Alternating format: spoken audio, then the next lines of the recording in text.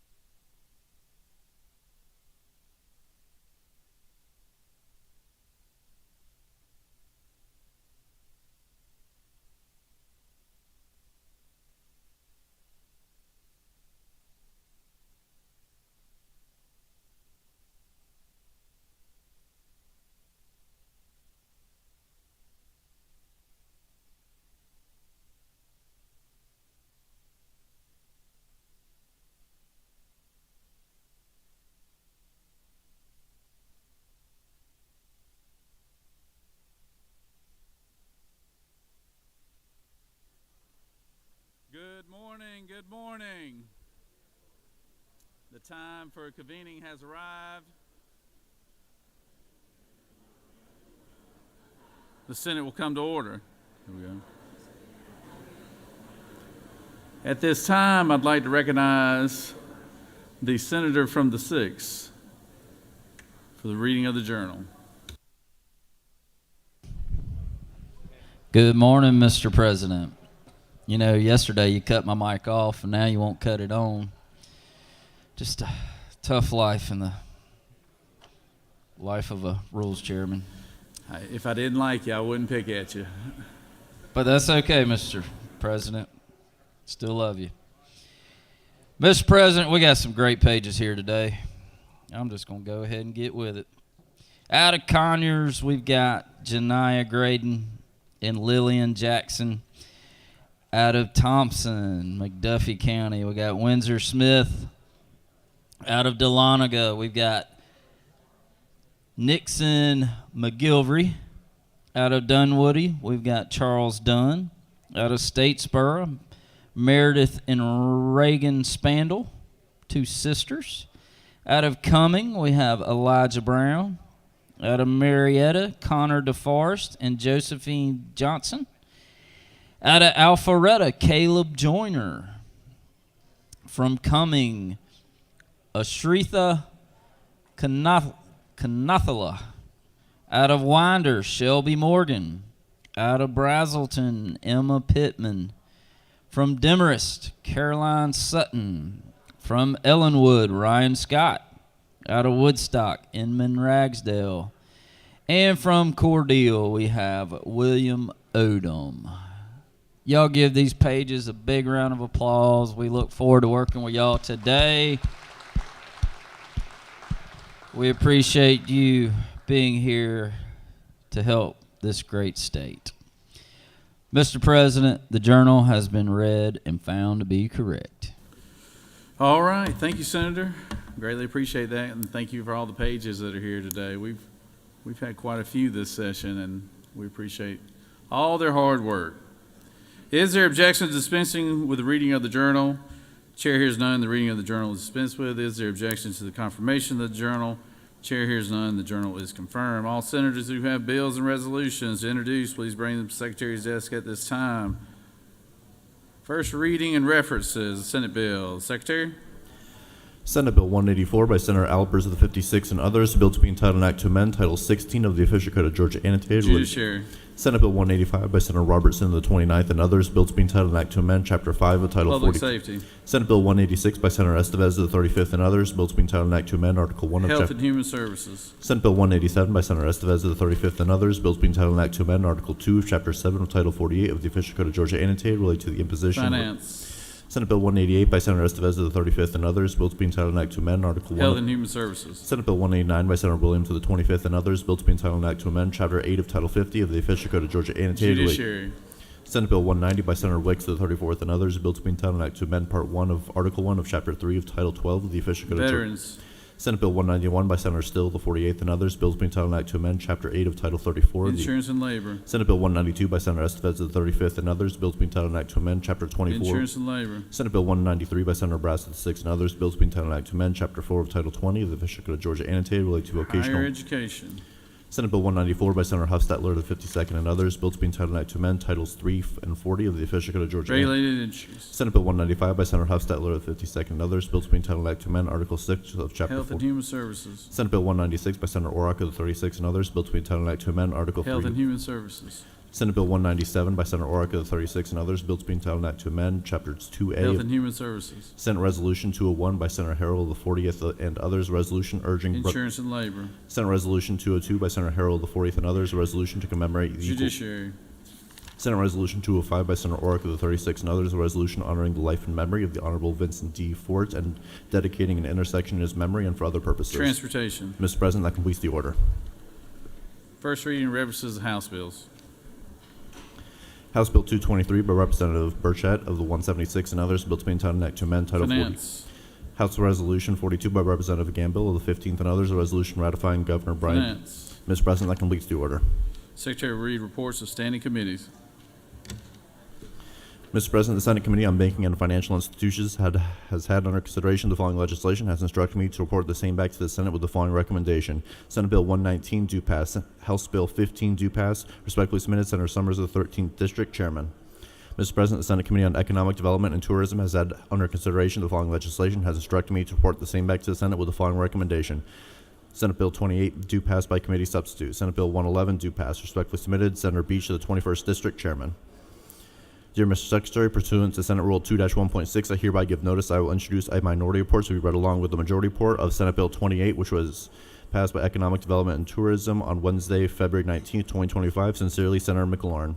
Dear Mr. President, the Senate Committee on Education and Youth has had under consideration the following legislation, has instructed me to report the same back to the Senate with the following recommendation. Senate Bill 126 due pass. Senate Bill 154 due pass. Respectfully submitted, Senator Hickman of the 4th District, Chairman. Dear Mr. Secretary, pursuant to Senate Rule 2-1.6, I hereby give notice I will introduce a minority report to be read along with the majority report of Senate Bill 154, which Education and Youth passed out on Tuesday, February 18, 2025. Sincerely, Senator Parent. Mr. President, the Senate Committee on Higher Education has had under consideration the following legislation, has instructed me to report the same back to the Senate with the following recommendations. Senate Bill 20 due pass by substitute. Senate Bill 85 due pass by substitute. Respectfully submitted, Senator Burns of the 23rd District, Chairman. Mr. President, the Senate Committee on Insurance and Labor has had under consideration the following legislation, has instructed me to report the same back to the Senate with the following recommendation. Senate Bill 56 due pass by committee substitute. Respectfully submitted, Senator Walker of the 20th District, Chairman. Mr. President, the Senate Committee on Regulated Industries and Utilities has had under consideration the following legislation, has instructed me to report the same back to the Senate with the following recommendation. Senate Bill 86 due pass by substitute. Senate Bill 131 due pass by substitute. Respectfully submitted, Senator Cowser of the 46th District, Chairman. Mr. President, the Senate Committee on State and Local Governmental Operations Local has had under consideration the following legislation, has instructed me to report the same back to the Senate with the following recommendation. House Bill 359 due pass. Senate Bill 137 due pass. Senate Bill 77 due pass by substitute. Respectfully submitted, Senator Dixon of the 45th District, Chairman. That completes the order, Mr. President. Secretary will read bills and resolutions for the second time. Senate Bill 17 by Senator Anna Vitarte of the 31st and others, Ricky and Alyssa's Law, enact. Senate Bill 40 by Senator Hatchett of the 50th and others, secondary metals recyclers, the definition of the term used attached catalytic converters to said article provide for applicability. Senate Bill 51 by Senator Setzler of the 37th and others, state, county, and municipal road systems contracting procedures related to the acquisition of certain professional services by counties and municipalities revised. Senate Bill 55 by Senator Hickman of the 4th and others, Dignity and Pay Act, enact. Senate Bill 88 by Senator Bearden of the 30th and others, Douglas Judicial Circuit, a 4th judge of the Superior Courts provide. Senate Bill 98 by Senator Cowser of the 46th and others, Guardian and Ward, county conservators provide. Senate Bill 100 by Senator Robertson of the 29th and others, Andy's Law, enact. Senate Bill 105 by Senator Anna Vitarte of the 31st and others, veterinarians and veterinary technicians, licensed veterinarians and veterinary technicians to provide veterinary teleadvice authorized. Senate Bill 110 by Senator Anna Vitarte of the 31st and others, definitions relative to the juvenile code, definition of neglect, and to provide for due definitions. Senate Bill 123 by Senator Kennedy of the 18th and others, compulsory attendance provisions of the state's compulsory school attendance laws, update and revise. Senate Bill 125 by Senator Walker of the 3rd and of the 20th and others, professional engineers and land surveyors, decouple the sequential order of experience and examinations requirements. Senate Bill 127 by Senator Bearden of the 30th and others, contracts with small businesses, automatic renewal provisions, definitions, provide and revise. Senate Bill 138 by Senator Dixon of the 45th and others, incorporation of municipal corporations, transition of certain services related to newly incorporated municipalities and certain counties, provide. Senate Bill 139 by Senator Dixon of the 45th and others, City of Mulberry, change the corporate limits of the city. Senate Bill 144 by Senator Watts of the 11th and others, fertilizers or pesticides a manufacturer cannot be held liable for failing to warn consumers of health risks above those required by the United States Environmental Protection Agency, clarify. Mr. President, that completes the order. It is now time for the morning roll call. Are there any motions to excuse? Recognize Senator from the 16th.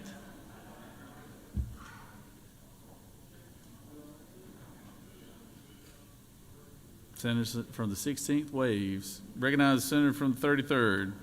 Thank you, Mr. President. Good morning, y'all. I ask for unanimous consent to excuse the senators from the 25th, the 9th, 43, 2, 14, 35, 7, and 10. All For right. business outside the Capitol. the 25th, the 9th, the 43rd, the 2nd, the 14th, the 35th, the 7th, and the 10th? Yes, sir. Thank you. All right. Without objection, they are excused. Recognize Senator from the 44th. Thank you, Mr. President. I'd like to ask for unanimous consent to excuse the senator from the 40th, business inside the Capitol. Without objection, the senator from the 40th is excused. Any other motions to excuse? Secretary will call the roll. Senator, signify your presence by voting the yea switch. Secretary will unlock the machine.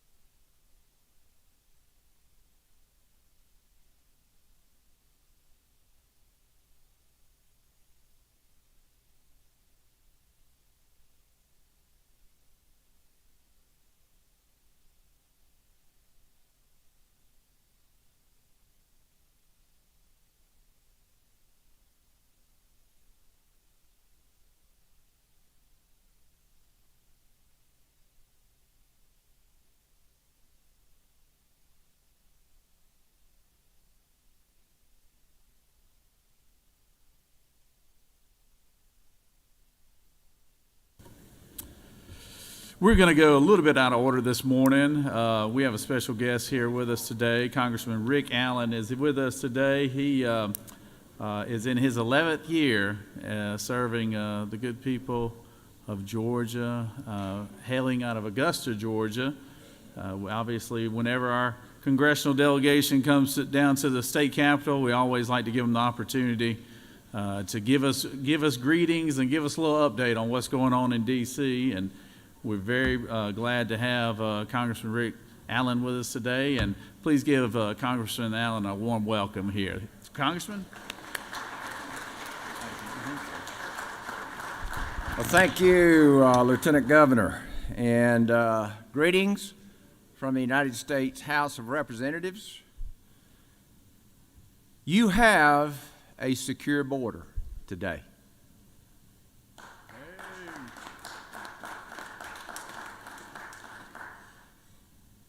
We're going to start running Washington, D.C. the way you're running Georgia. Too bad it's been run like California and New York. We're going to change that, and you're seeing the benefit of that right now. Thank you for what you're doing for the state of Georgia. I get questions all the time about what are y'all doing down in Georgia. And I said, we're doing the right thing. We're serving people, and we're serving our people.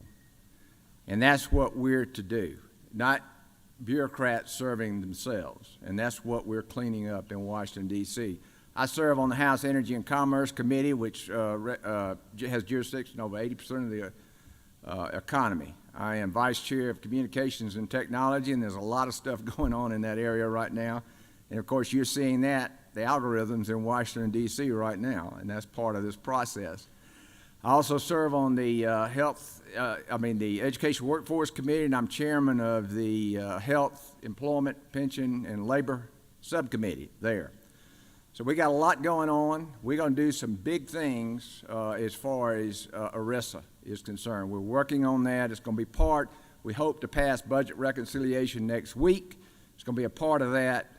And we're going to make employer-based insurance affordable again because people can't afford it.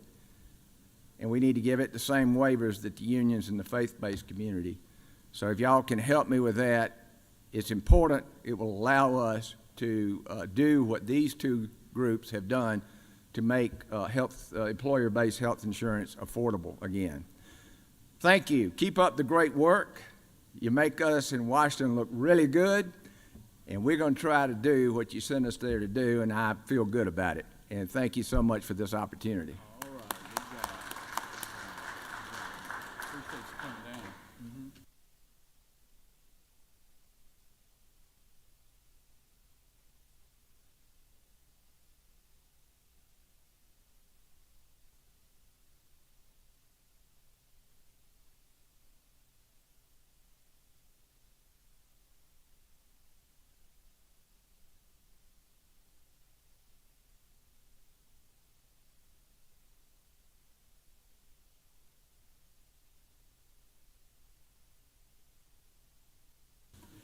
It is now time for our morning devotion.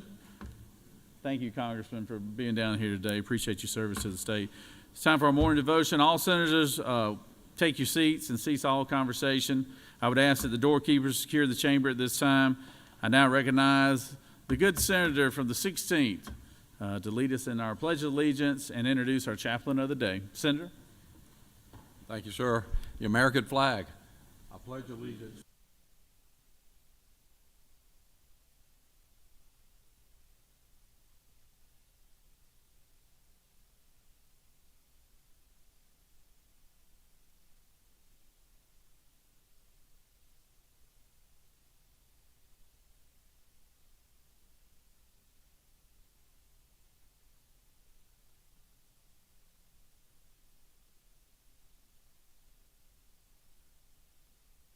He is a friend. He is in my district as far as that. And Pastor or Dr. George Dillard will be speaking to us. He's from Peachtree City Christian Church.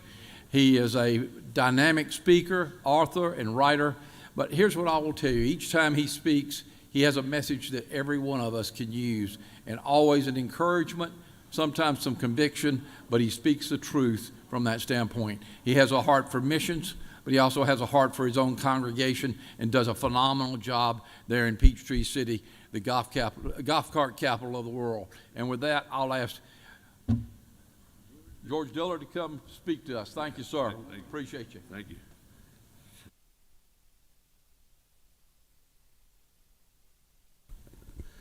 you. There's two groups of people I wish were here to hear that introduction. My elders, because they need to hear it, and my mom, because she would have believed it. But our congregation is currently engaged. We've got over 1,000 people who have pledged to read through the Bible in a year. And so what I pledge to do is bring a message from the reading for that particular day each Sunday. And when you do this, you know, I don't know how many times maybe you've done it, but I see something new and fresh, and something dawned on me out of Numbers chapter 20. Israel's complaining. You know, it seems like no matter how much you do for some people, they're never satisfied. And they're complaining that God has forgotten them, which is not true. And Moses goes and he pleads to God because they say they're going to die of thirst. And God says, go and speak to the rock and it'll bring forth water. And Moses goes and throws a temper tantrum, hits the rock twice with his staff, and the water comes forth. And God says, because you didn't listen to me, you're not going to enter the promised land. See, there's a difference between hearing and listening. Jesus literally says in the Gospels, he who has an ear to hear, let them listen. Because it's two different things. Nobody usually has trouble hearing me, but sometimes they have trouble listening. And when we don't listen, what happens is we tend to jump to conclusions, or we'll miss some very important issues. And see, I'm convinced that what Moses heard was staff, rock, water. And so he acted on what he heard, not what had been said. And so a couple of quick lessons for us.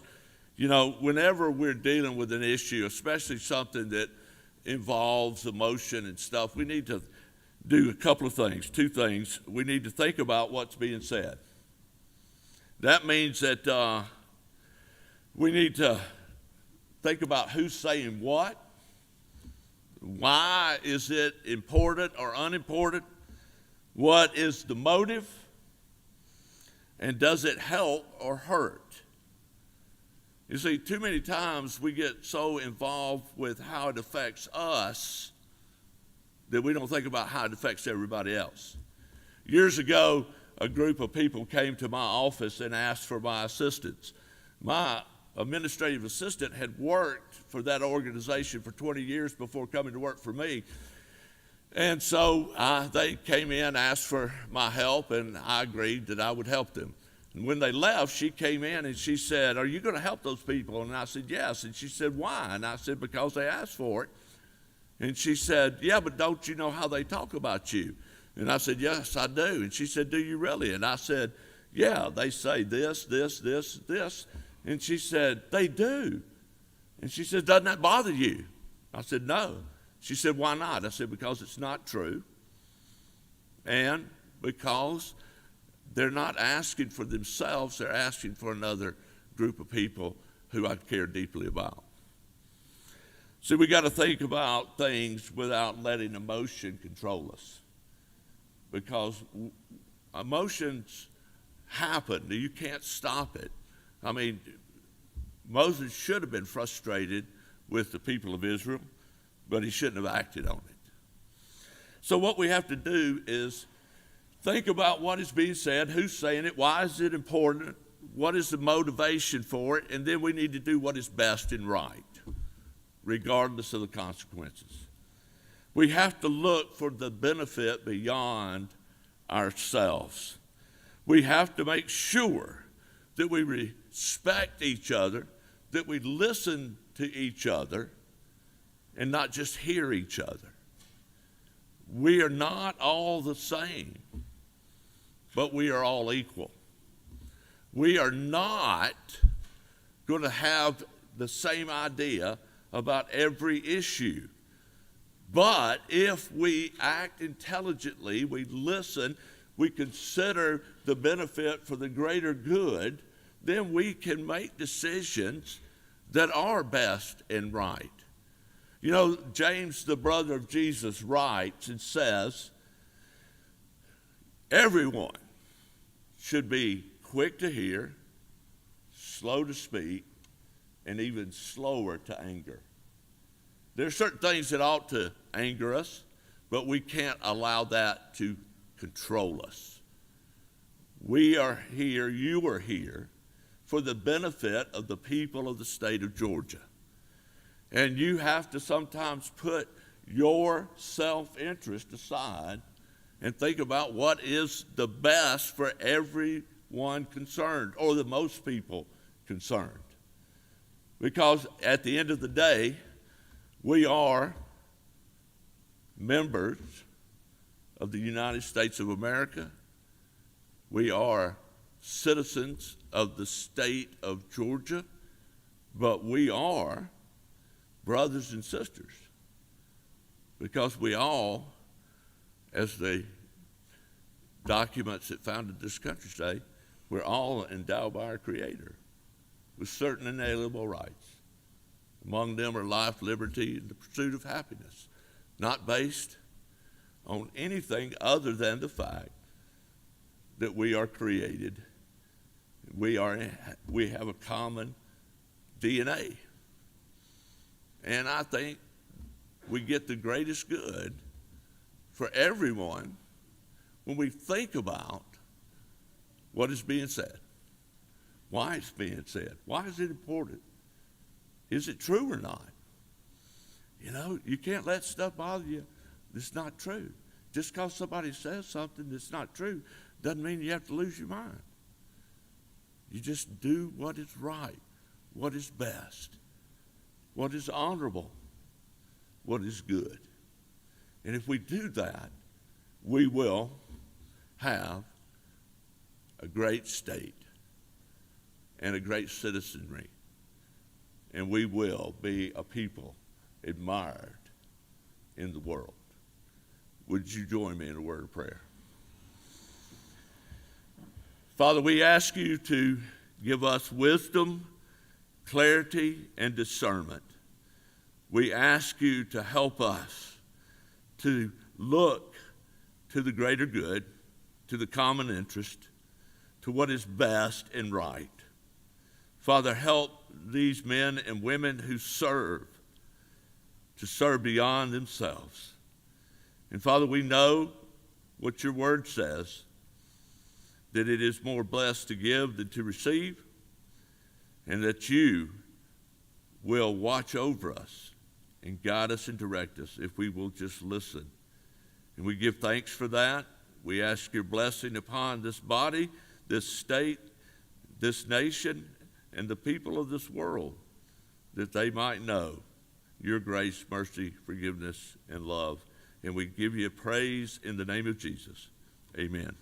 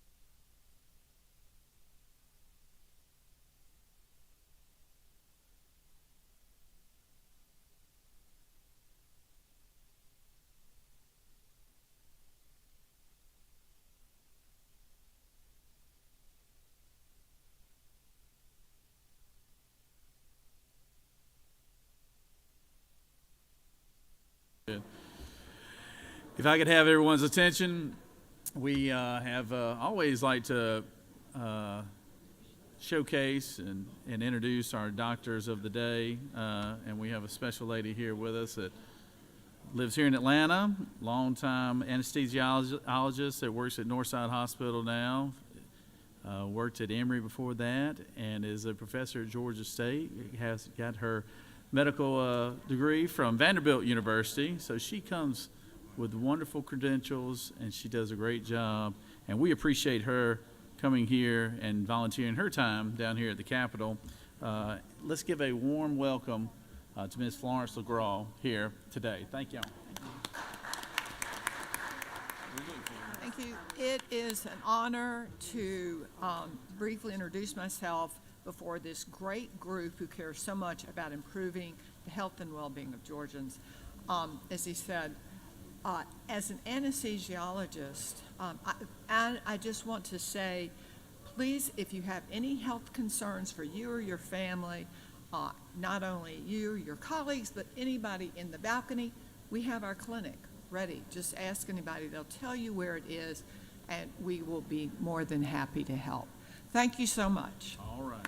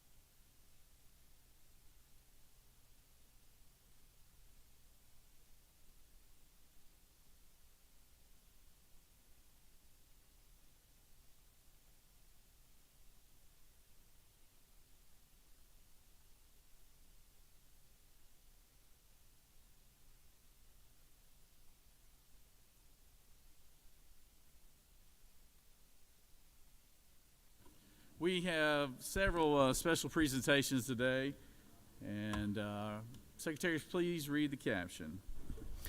Senate Resolution 182 by Senator Watson I and others, a resolution commending the impact of the Georgia Department of Behavioral Health and Developmental Disabilities, DBHDD, Community Service Boards, CSBs, and first responders, and for other purposes.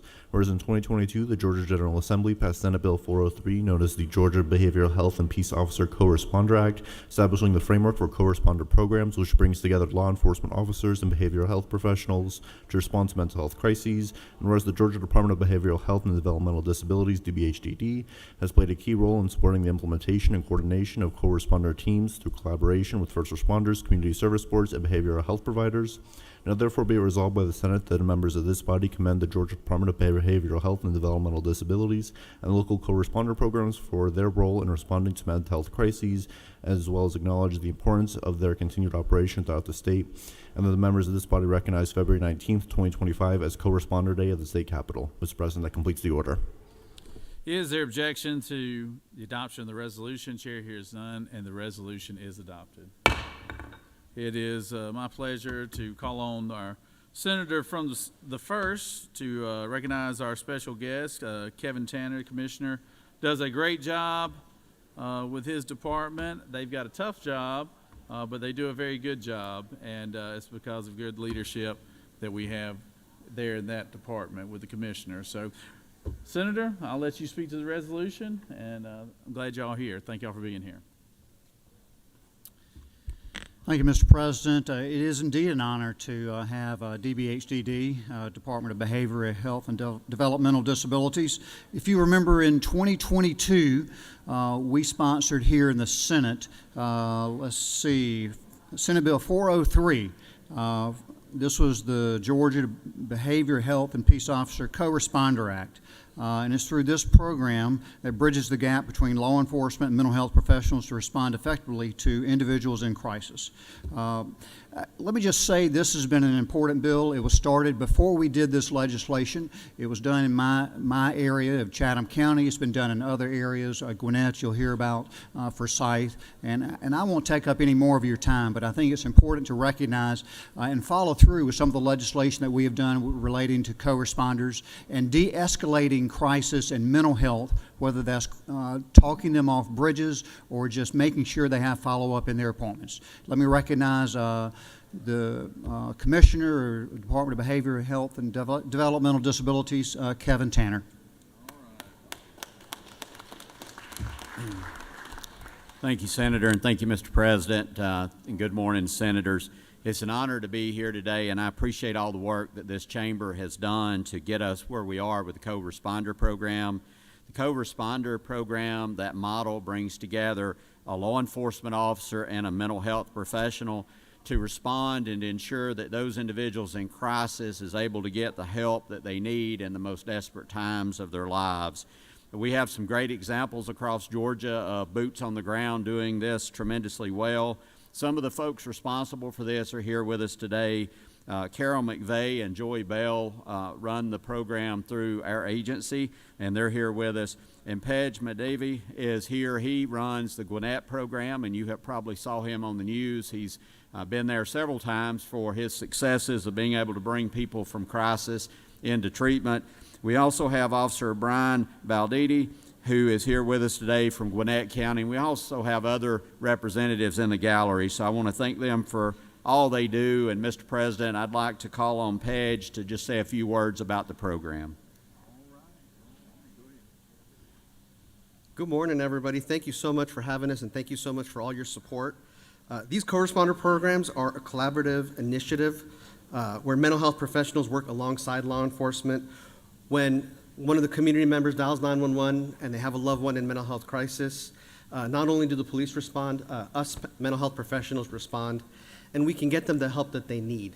They don't need jail, they need resources, they need a doctor, they may need a hospital. So these programs have played a huge role, and I have seen how the community has responded, and they feel comfortable calling the police when their loved ones are in mental health crisis. Thank you so much for all of your support with this. Thank you. All right, good job, good job, good job.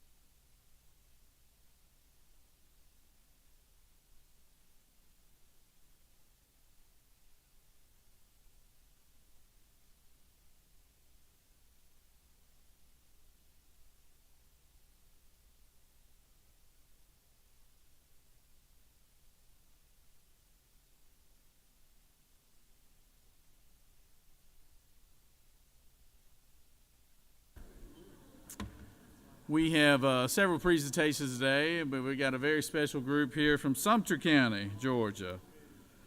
And for those that might not know, it's a quaint little community down in southwest Georgia, and we are glad to have them here today. Secretary, read the caption. Senate Resolution 85 by Senator Sims of the 12th and others, a resolution commending America's Sumter County and recognizing February 19th, 2025 as America's Sumter County Day at the state capitol and for other purposes. Whereas Sumter County was established by an act of the Georgia General Assembly on December 26, 1831, becoming Georgia's 80th county, and whereas the City of Americus was established as the seat of Sumter County by an act of the Georgia General Assembly on December 22nd, 1832, and whereas America's Sumter County is home to South Georgia Technical College and Georgia Southwestern State University, and whereas Sumter County City of Plains is home to the 39th President of the United States, the late Jimmy Carter, and the late First Lady Rosalind Carter, who together brought international attention to Sumter County, Georgia. Now therefore be it resolved by the Senate that the members of this body commend America's Sumter County for its many contributions to the state of Georgia and recognize February 19th, 2025 as America's Sumter County Day at the state capitol. Mr. President, that completes the order. Is there objection to the adoption of the resolution? Chair hears none, and the resolution is adopted. I call on the good senator from the 12th that represents that area of the state. Senator, speak to the resolution. Thank you, Governor. Thank you. Thank you, Governor. Ladies and gentlemen, it is definitely an honor to recognize and commend America's Sumter County and recognizing February 19th, 2025 as America's Sumter County Day at the state capitol and for other purposes. Whereas Sumter County was established by an act of the Georgia General Assembly on December 26, 1831, becoming Georgia's 80th county, whereas the City of Americus was established as the seat of Sumter County by an act of the Georgia General Assembly on December 22, 1832. And whereas the Sumter County City of Plains is home to the only president from the state of Georgia, the 39th President of the United States, the late Jimmy Carter, and the home of the late First Lady Rosalind Carter, who together brought international attention to Sumter County, Georgia. Now, therefore, be it resolved by the Senate that the members of this body commend America's Sumter County for its many contributions to the state of Georgia and recognize February 19th, 2025 as America's Sumter County Day at our state capitol. I would like to introduce the mayor of Americus, Georgia, who will briefly introduce himself along with our guest on the podium. Thank you so much. Thank you, Senator Sims, for all that you do for Sumter County and Southwest Georgia in general. It's my honor to recognize a partial group from the delegation representing Americus and Sumter County today. We appreciate, Mr. President, your leadership in the Senate and senators for your support of important projects at two of our premier state institutions, Georgia Southwestern State University and South Georgia Technical College, and the funding that you have put into those institutions that are vitally important, not just to our region, but to the state. I would like to recognize David Baldwin, who is chairman of the Sumter County Board of Commissioners. I recognize Brandon Gross, who is the mayor of the city of Andersonville, Georgia, which hosts a national park. I would introduce Mr. Scott Carver, who is the county administrator for Sumter County, and Mrs. Deidre Powell, who is the city manager for the beautiful city of Americus, the shining city on the hill. And we appreciate their work and the work of this delegation, but also the greater delegation that's here today. We have a number of people.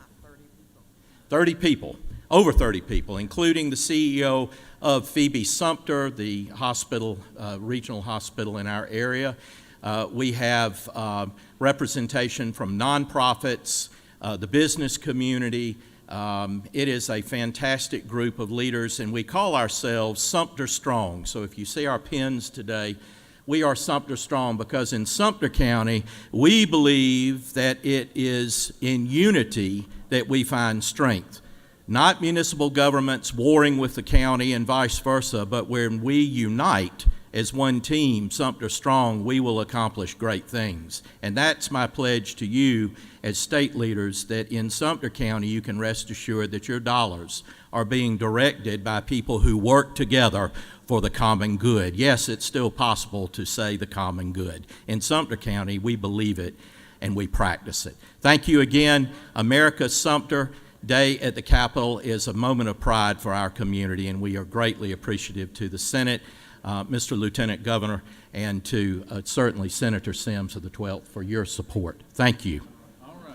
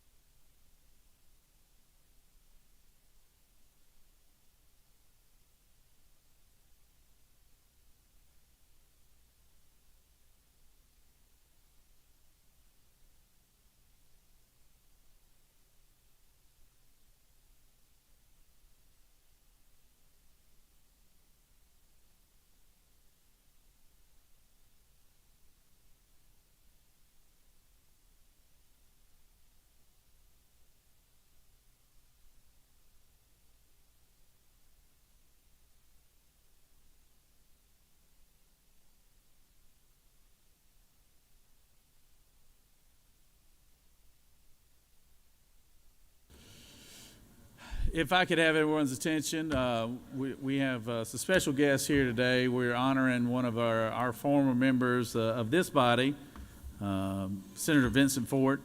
Those of you who are like myself were able to serve with Senator Fort. Y'all know what a wonderful representation he was for the people of the District 39 that he represented, and what a force he was to have. If you had him on your team, he was a good teammate. If he was against you, he was going to let it be known that he was against you. So, Secretary, read the resolution. Senate Resolution 100 by Senator Orrock of the 36 and others, a resolution honoring the life and memory of the Honorable Vincent D. Fort and for other purposes. Whereas the state of Georgia mourns the loss of one of its most distinguished citizens with the passing of the Honorable Vincent D. Fort on December 22nd, 2024, and whereas after he settled in Atlanta, Georgia, he became a respected historian, taught at Morehouse College and Morris Brown College, and whereas the Honorable Vincent D. Fort served as a Georgia State Senator for the 39th District from 1996 to 2017, representing parts of Atlanta, East Point, College Park, Union City, and unincorporated Fulton County. And whereas from 2011 to 2017, he served as the minority whip of the Georgia Senate Democratic Caucus. And whereas he was united in love and marriage to his wife Cheryl, and the two were blessed with 3 remarkable children, Naima, Claire Faith, and Zoe, as well as 3 wonderful grandchildren, Gazelle, Chloe, and Sunday. And whereas the Honorable Vincent D. Fort was a powerful voice for economic and racial equality, and his commitment to the people will leave a lasting impact on the city of Atlanta and the state of Georgia, now therefore be it resolved by the Senate that the members of this body join in honoring the life and memory of the Honorable Vincent D. Fort and express their deepest and most sincere regret at his passing. Mr. President, that completes the order. Is there objection to the adoption of the resolution? Chair hears none, and the resolution is adopted. I'll tell you a quick story about Senator Fort before I call on the good Senator Orrock to present the resolution. But he was he was a lot of fun. There was 2 different personalities, Vincent. There was one you saw on TV because he made sure he got on TV a lot, and then there was a person that you get to know in the ante room back there, and he was engaging. He's very personable. He was smart. And he liked to laugh, and he liked to have a good time.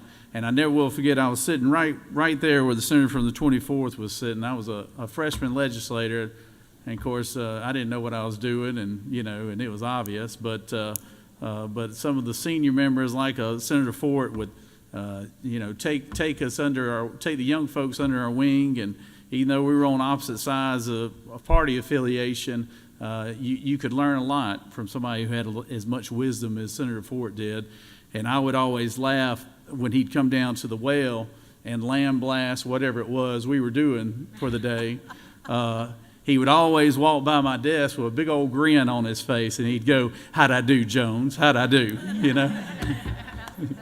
And so I always liked to cut up with him, and he was a treat to be around. And he'll be missed by, I know, his family. He'll be missed by the people he represented, because you were always clear where he was on representing the people of the city of Atlanta, especially the people who lived in his community in the city of Atlanta. So he will be missed. He made a big impact on this world and on this chamber. And I recognize the senator from the 36th to speak to the resolution. Senator? Thank you so much, Governor. I think you have encapsulated a lot of the essence of Vincent Fort, and I just so appreciate the remarks that you just now shared. We're going to hear from others who served with Senator Fort. It's a bittersweet time for this day to come. He died too young. He was 68 when we lost him to a cancer that returned and that he battled, just like he fought all of his other fights with his whole heart. Lieutenant Governor Jones really captured the fact that he was a person of great heart and great humanity, a lover of humanity, but don't get on the wrong side of him, because he'll tell that piece of humanity what he thinks they ought to be doing. And I don't think there's a soul in here that served with him that doesn't understand and appreciate the multiple facets of Vincent Fort. he was devoted to his family. He was a man of deep faith. One of his closest influencers in his life was the pastor at his church. And he would speak about that privately. He didn't wave a flag about it, but it was part of Senator Fort's essence. And he knew people in places high and low. He wound up with a Presidential Lifetime Achievement Award that was presented to him in Washington. I was on the phone to him in his final weeks, and he said, "Nan, I've got to go because Bernie's calling." And he hung up the phone and took the call from Senator Sanders. He was known widely in Atlanta and in Fulton County and really around the state as a person who was going to stand up for the little people. He totally believed in grassroots, the power of the grassroots and the urgency to bring the message from the grassroots to the highest halls of power. I'll wrap up my remarks because others who served with him are going to be able to speak as well. But I would say we battled landfills before he was ever elected.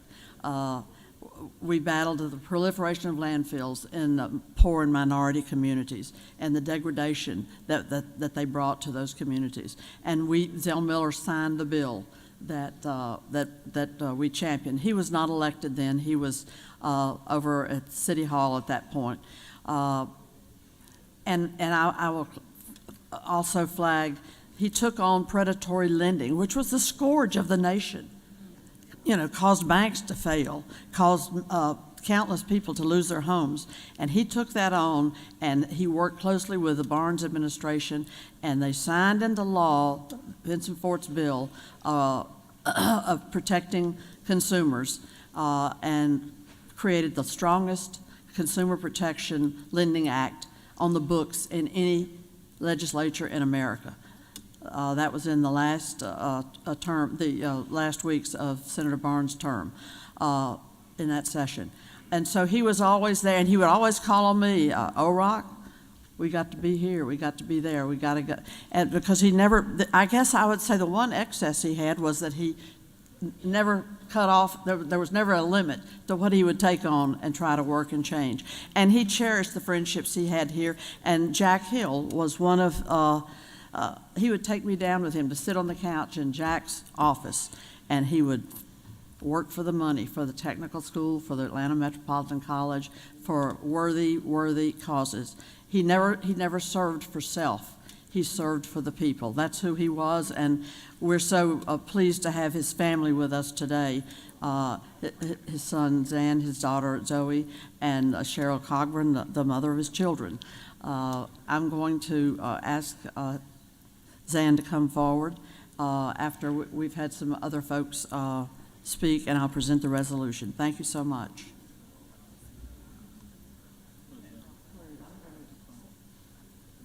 Harold Jones. Uh-huh. Thank you. The family, of course, already knows this, but Vincent was, just a really great man. He was the whip when I got elected for the Democratic caucus for many years. No matter what the issue was when you dealt with Vincent, he was ready to come to the well and vociferously give his opinion on whatever it may be. And he could do it on any particular issue. He never had notes. That was something also that I saw about him. He never had notes. And I came to learn that he went to the well almost every time an issue came up because he was really a true public servant. He cared deeply about people, all people. And when I took his place as whip, I realized very early that I would not be able to follow his footsteps as far as coming to the well and maybe being as vociferously as he talked about issues. But what I did see is that I kept following his footsteps as far as caring about people, as far as wanting to serve people of Georgia. And that is the footsteps that all of us should actually strive to get to. We may not always come to the well, we may not talk as eloquently as he did, but certainly we can care about our constituents and we can care about the people of Georgia the way Vincent did. So we thank him for that. Thank you. Thank you, Leader Jones. And the senator who's serving in his 50th year, Senator Lucas, knew Vincent for a long, long time and is going to share a word with us.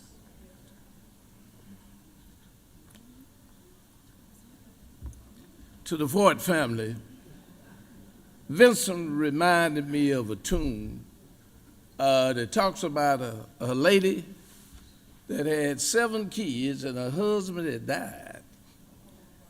And in the whole process, I look at Vincent when 2013 came around and I came to the Senate.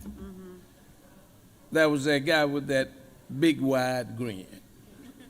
Big wide grin, welcoming me to the Senate and telling me, Luke, I know you've been over there, but now you over here, and the rules change. I said, Vincent, what do you mean? He said, well, first of all, you got to go through me in order to get anything done. And so Fort was fun, but he was serious at the same time.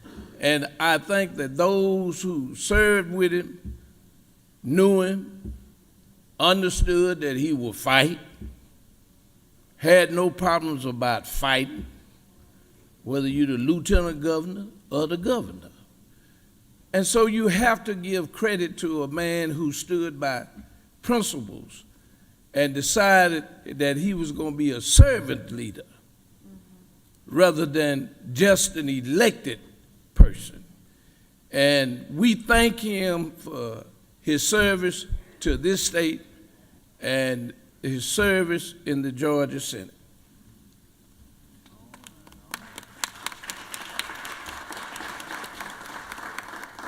Thank you, Senator Lucas. Very well said. And I'd like to recognize Zan Thornton, the son of Senator Fort, to come forward with the family, with Zoe and Ms. Cogburn, and receive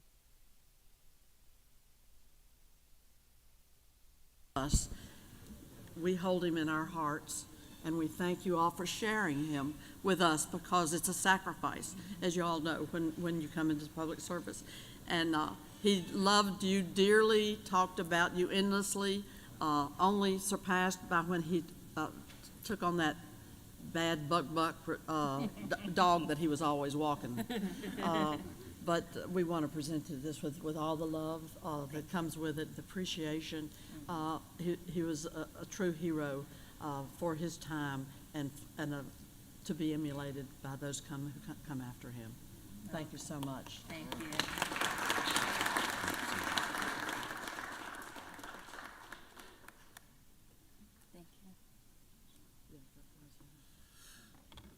All right, well, good morning, everybody. My name is Zan Ford. Obviously, I'm Senator Ford's son. I wanted to sincerely thank Senator Orrock and everybody else for having us here and honoring my father in this fashion. I did not have any prepared remarks. However, there are a few things I did want to touch on. Some of them were touched on by Lieutenant Governor Jones. Particularly, he loved getting that well, and he loved speaking truth to power. Now, being a, forgive me, Father, a loudmouth, short man with very strong convictions, and a Democrat, it was very, sometimes it was like, putting your finger in a dam, right, in Georgia. But with that said, there's nothing more that he loved more, that he took more pleasure. As many times he would call me and say, hey, watch this. And he would go down there and try to rip somebody a new one. And I love that about him, because his ability to fight was tireless and never ending. His energy to throw one more punch, to push back and hold the line when nobody else is willing. He was able to stand out there and do that, and it's very inspiring for me. He, of course, came into the Senate in '96. I was about 13 years old, stayed here for about 20 years, a little bit more than, and of course, as he grew into maturity as a legislator, I grew into maturity as a man. And there are some pretty significant parallels between the two, right?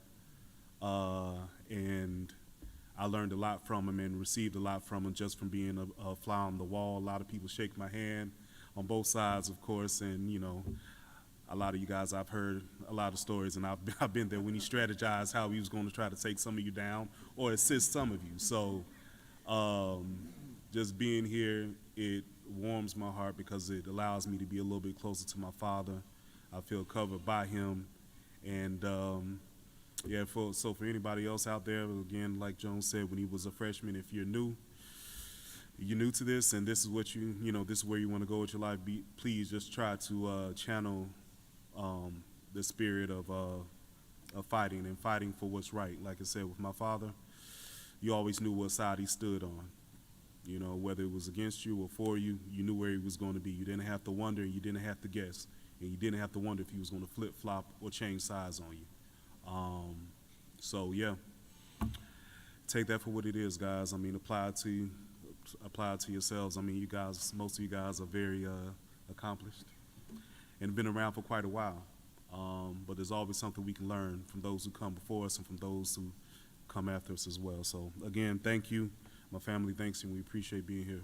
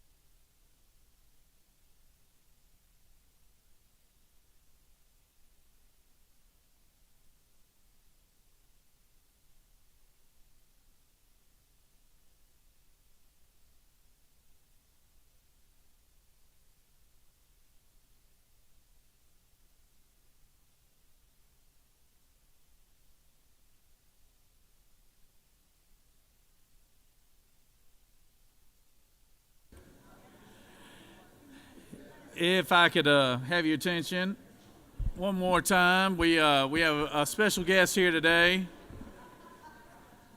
If I get you.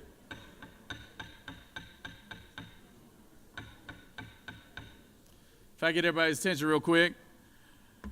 As we had earlier here, we had Congressman Rick Allen. Obviously, our delegation, federal delegation, is not in session this week, and so most of those men and women are back in Georgia, and a lot of them are coming here to see us. And I'm glad to have my congressman, the congressman from the 10th District, Mike Collins. Mike is not only my congressman, but he's my neighbor too. So we're able to get our roads paved every once in a while, believe it or not, because of the good congressman and how popular he is. So, but please give a warm welcome to Congressman Mike Collins today.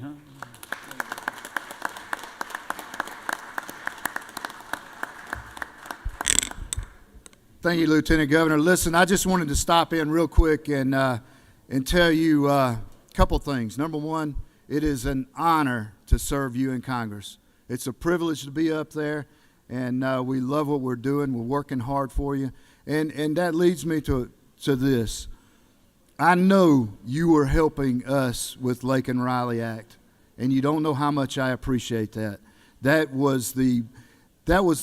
piece of legislation, y'all, is the first piece of immigration enforcement legislation that was passed into law in 30 years, and it is already been successful. Thank you for your prayers.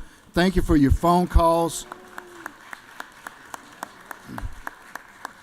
The two things I want to leave you with real quick now, Lieutenant Governor. Number one, they gave me the chairmanship on a subcommittee in transportation infrastructure, and it's called the Water Subcommittee. We got jurisdiction over all federal waters, WOTUS, Clean Water Act, all the ports in the country. If you have an issue and you need federal help, call on us. That's what we're up there for. I'm there to work for you to get that done, and we'll be glad to look at it for you. If it fits in our wheelhouse, we'll run with it. The other thing is, I want to leave you with just two short words: tort reform. We need it. We need it in this state. We need it on a federal level, and I'm going to work on it on the federal level, but we need it in this state badly. Thank you for having me. It's a privilege to be here. Thank you.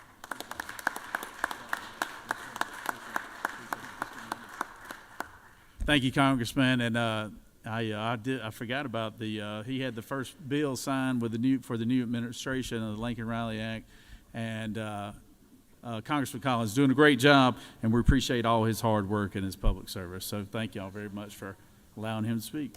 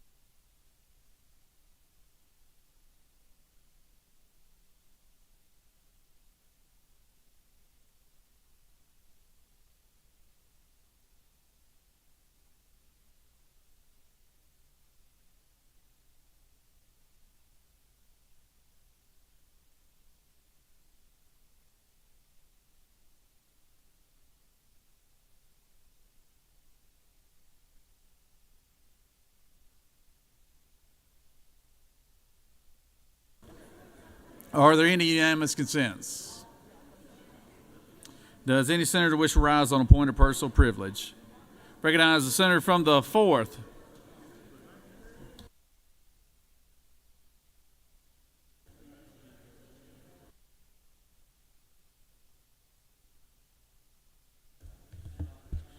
Thank you, Mr. President. First of all, Senators, I'd like to tell y'all that on your desk today, we've got a book. We're going on a bear hunt.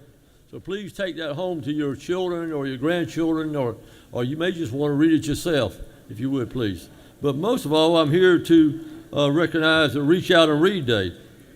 Good morning. Good morning. Today we gather to recognize an intervention that is truly transformative, one that builds a bridge between health care and education, ensuring that every child can succeed. It is my honor today to introduce Reach Out and Read, an evidence-based program that is making a profound difference in the lives of Georgia's youngest learners.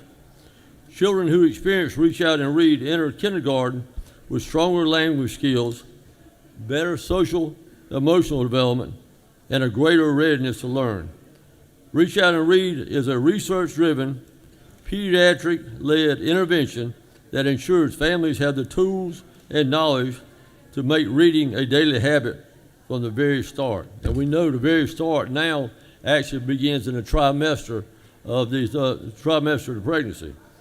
The research is clear. Children who are read to from infancy develop stronger language skills, greater cognitive abilities, and a lifelong love of learning. Reach Out and Read empowers pediatricians to prescribe books and encourage families to make reading a daily habit, setting children on a path to success long before they ever step foot in the classroom. It is my honor to stand before you today to recognize a program that is transforming the way we support children's learning and development. Senate colleagues, please join me in recognizing the Reach Out and Read people in the balcony. If y'all would please stand up, please. Thank y'all. Thank y'all for being here. Mr. President, I yield the will.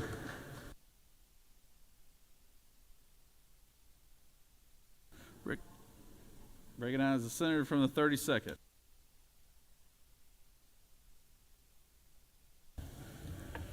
Thank you, Mr. President.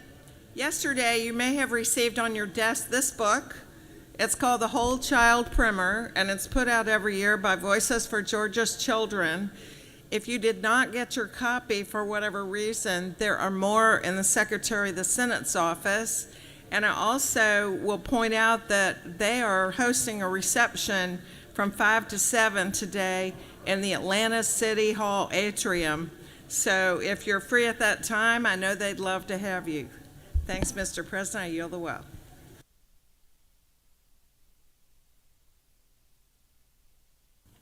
Thank you, Senator. Recognize the senator from the 51st.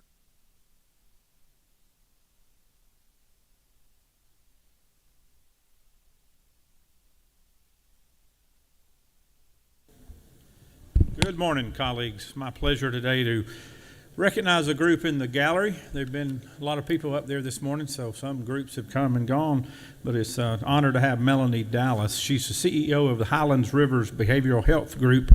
They're from North Georgia. They serve 13 counties throughout the region, part of which is my district, Fannin, Gilmer, and Pickens County. Highland Rivers provides comprehensive treatment, support, and recovery services for adults, youth, families, and veterans affected by mental health disorders and intellectual development disabilities. This summer, the Highland Rivers and Viewpoint Health will co-host the National Co-Responder Conference from June 1st through the 14th here in downtown Atlanta. You'll find a flyer about it sponsored by me on your desk. I hope you'll take a look at that, and I hope you'll participate in that and continue to support the great work that the Highland Rivers Behavioral Health Group is doing.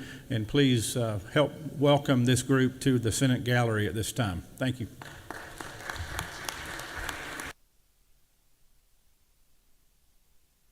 Recognize the senator from the 22nd for a point of personal privilege.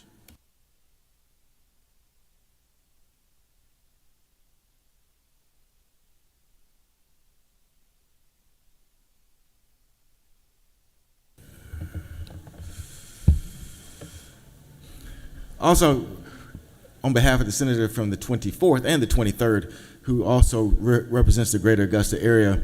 The Greater Augusta area is one known for our golf, James Brown, but also being a place with deepest respect for our military, with Fort Eisenhower being a staple in our community.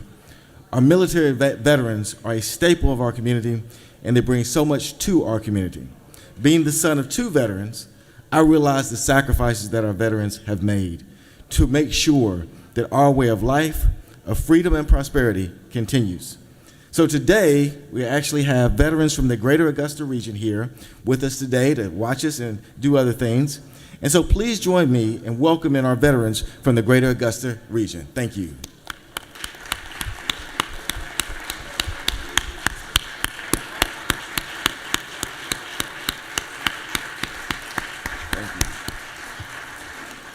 And with that, Mr. President, I yield the well. Thank you, Senator. Senator from the 28th. Senator from the 28th. You like, do you point of personal privilege from your desk? Floor is yours. Thank you. Thank you, Mr. President. Colleagues, today is Midwife Day at the Capitol. They are here to shed light on the invaluable role of midwives and the pressing need to recognize their significance in our health care system. Midwives are compassionate caregivers, advocates for health care, guardians for mothers and newborns, and pillars of support during one of life's most beautiful journeys. They undergo vigorous training that spans 3 to 5 years. They are equipped to handle countless emergencies during childbirth, offering good care that prioritizes maternal well-being and safety. My grandmother and my great-grandmother were midwives in the state of Georgia.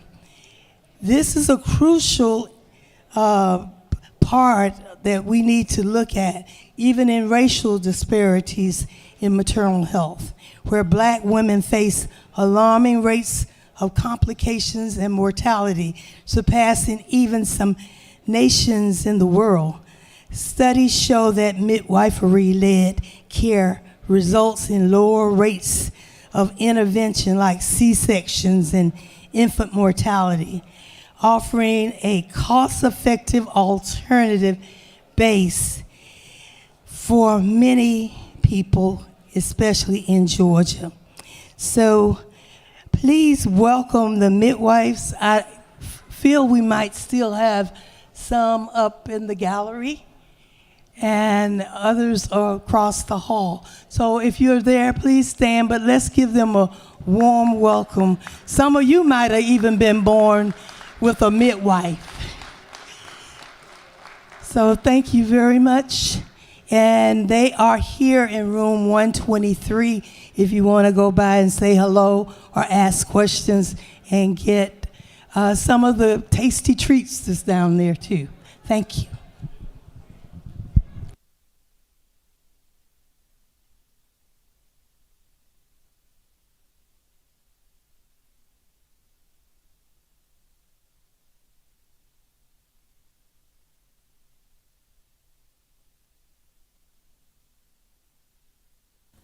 Recognize the senator from the 53rd.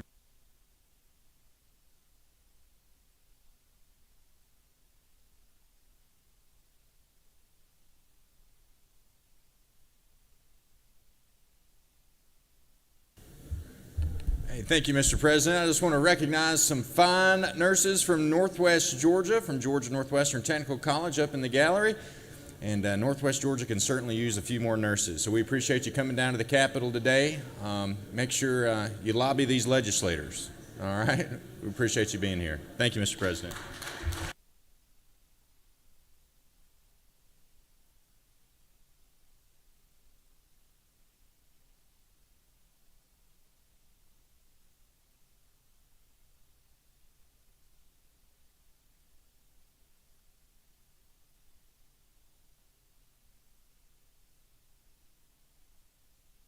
Recognize the senator from the 29th.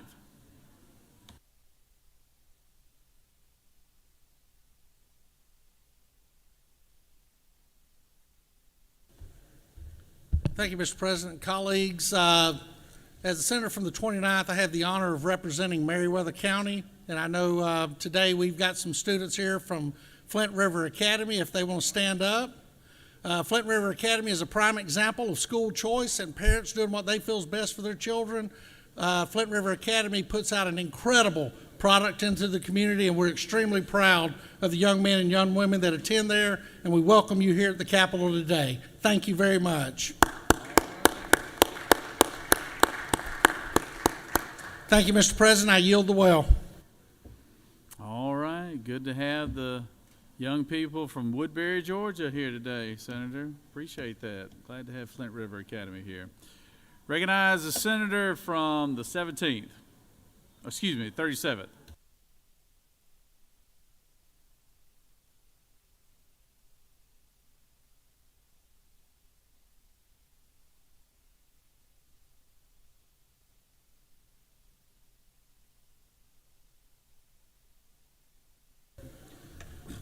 Thank you, Mr. President. Ladies and gentlemen of the Senate, today is Kennesaw State University Day at the Capitol. We're celebrating Kennesaw State as it continues to be one of the fastest growing universities in the United States. This fall, Kennesaw State has the largest freshman class of any university in the state. It will have the largest freshman class of any university in the state, and the enrollment is expected to grow to right about 48,000 students. One thing, Mr. President, I think is important about Kennesaw State's contribution to our state is that while there are over 150,000 alumni worldwide, 89% of Kennesaw State graduates, 89% of Kennesaw State graduates choose to stay in Georgia and work out their careers. You know, the purpose of the Hope Scholarship Program back 30 plus years ago was to keep talent in our state, and Kennesaw State is really a picture of that. Mr. President, Kennesaw State's the top producer in Georgia of people with degrees in education. It's the top producer in Georgia by number of nurses, and is the second largest in computing and engineering programs in our state. We've got a pamphlet on your desk, talks about Kennesaw State and its contributions as an RT university. There were students here, they had to go back to class, so they're not with us anymore, but with that, I'd just like to highlight Dr. Kathy Swag. She's here on the rope line today talking to many of you, and would just like to commend Kennesaw State for their continued excellence in serving our students and serving our state. Thank you, Mr. President.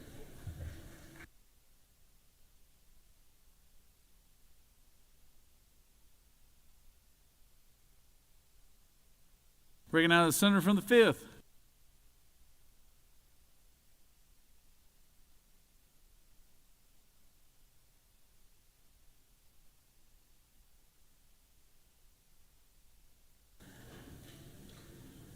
I was listening to some of my colleagues talking about Senator Vincent Ford.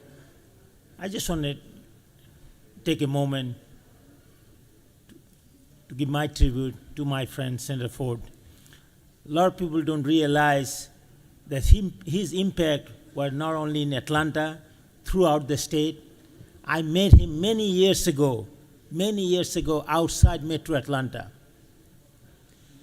I wouldn't be here today. I wouldn't be a state senator without the guidance, without the mentorship of Senator Vincent Ford. I just want to put it out there. He always supported me, helped me. When I wanted to run for office, he encouraged me, and he told me, yes, I can be here. I never served with him at the Senate, but I served with him all around the state for years before I got here. So I just want you to know. I want my friend Vincent Ford, I know, rest in power. Thank you, appreciate it. Thank you, Mr. President. Thank you, Senator. I see we have some very special guests from Henry County here. We've got Senator from the 17th, beautiful two little boys and his beautiful wife, Lindsay. Let's give all of them a round of applause here.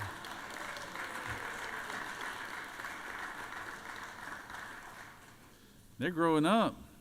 They're growing up. Cute little boys. Hey guys, when y'all get done over there, y'all come up here. I got a couple of things for you. So when y'all get done down there. So I'm gonna give you some candy. Don't tell your dad. So all right, recognize the senator from the 50th for a point of personal privilege.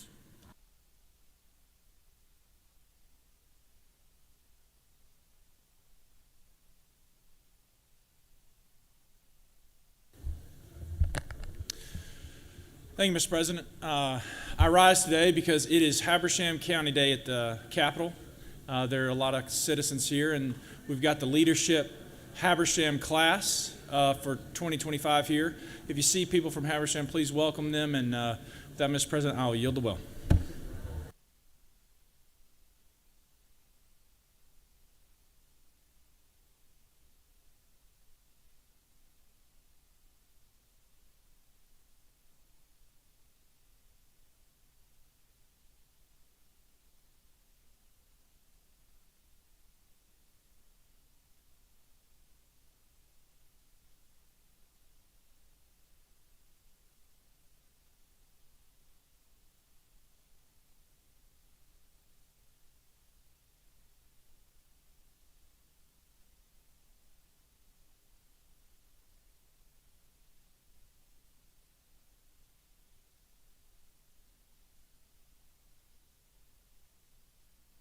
Recognize the senator from the 18th, the pro tem.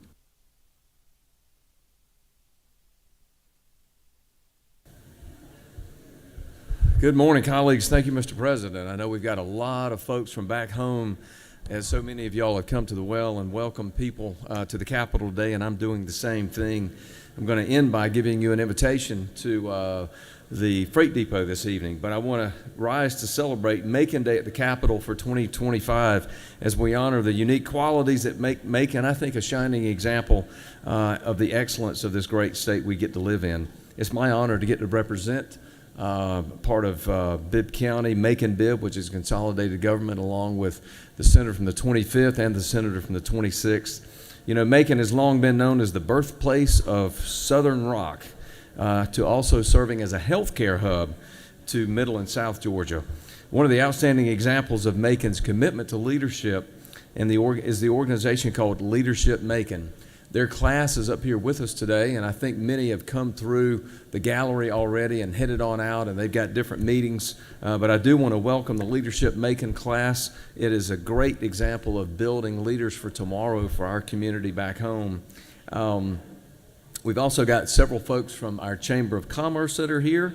They exemplify the leadership, the entrepreneurship, and the hard work that I would tell you and submit makes Macon an exceptional place to live, work, and raise a family. So join me as you see the folks around today, please, and welcome my folks from back home here. And also, please join us tonight or this afternoon at 4:30, from 4:30 to 7 at the Freight Depot.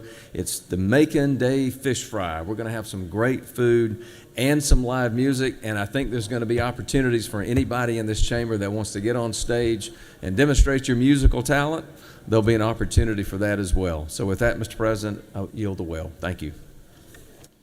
Thank you, Senator. Recognize the senator from the 6th.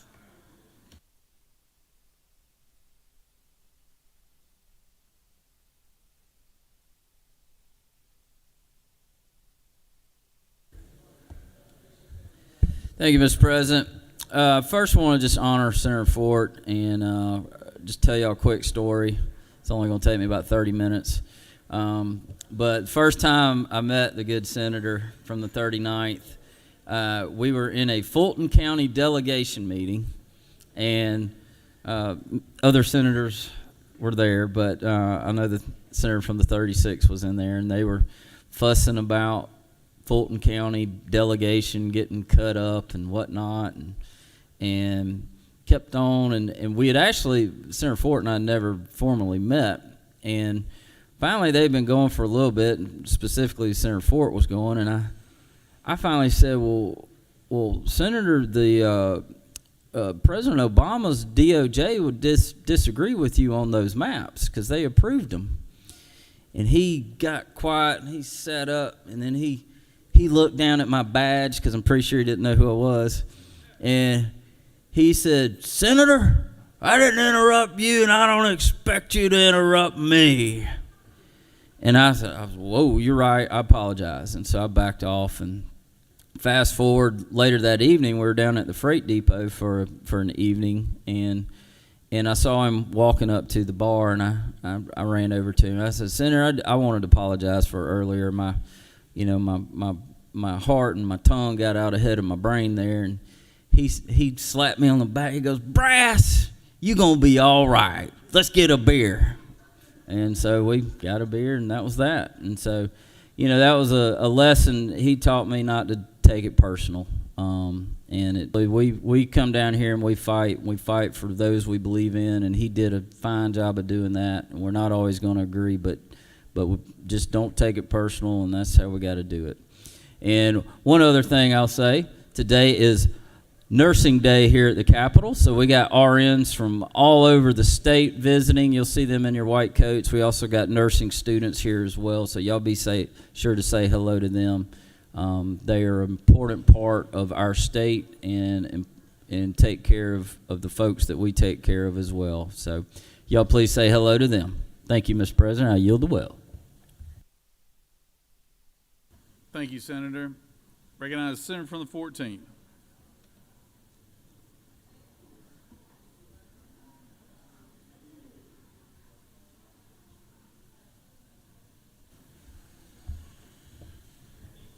Colleagues, this is not Trump Morning News.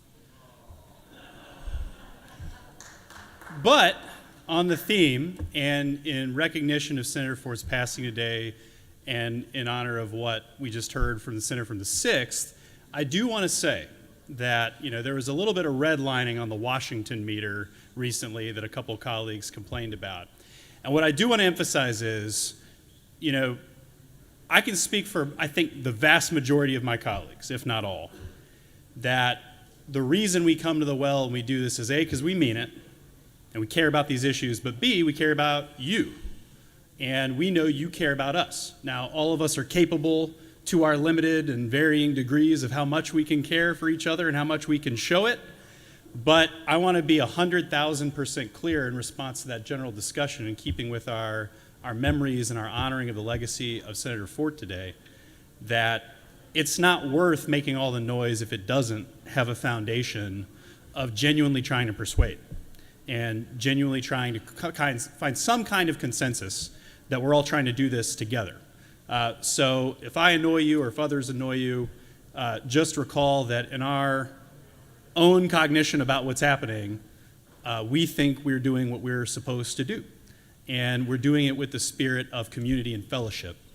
And if those words ring hollow to you, I'm happy to discuss in the anteroom, but I mean them. So with that, Mr. President, just want to add my honor to Senator Fort's legacy, and I'll yield the well. Thank you.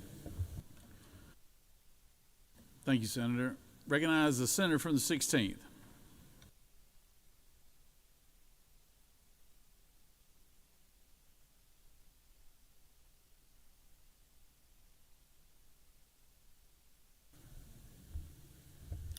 Thank you, Mr. President. Appreciate it. Have been speaking on tort reform, and most of that has been with corporations and things of that nature, but this is an interesting process that it also affects individual citizens that we need to be aware of. There was a family who was dragged through litigation after they cut down a tree on their own property.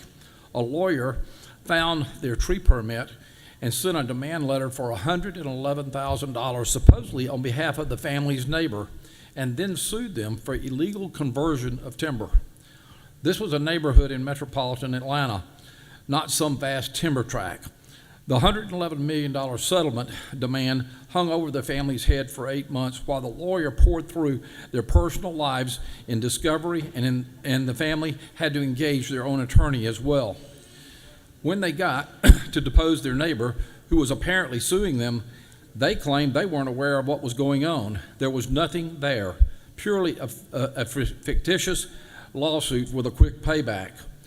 Tort reform in Senate Bill 68 would put a stop to the abusive practices for making sure that the expensive discovery is on hold while the defendant argues a case is frivolous. It doesn't stop the parties from figuring out who all should be in the case, but it does halt the threat of invasive and expensive full recovery.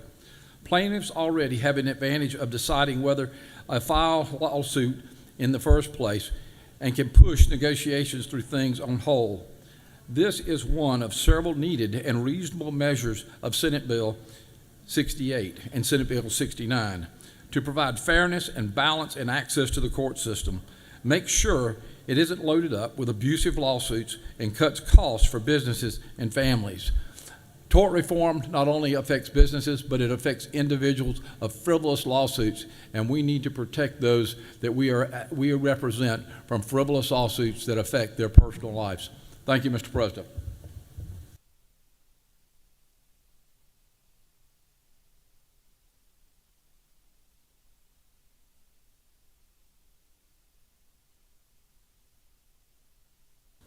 Recognize the senator from the 55th.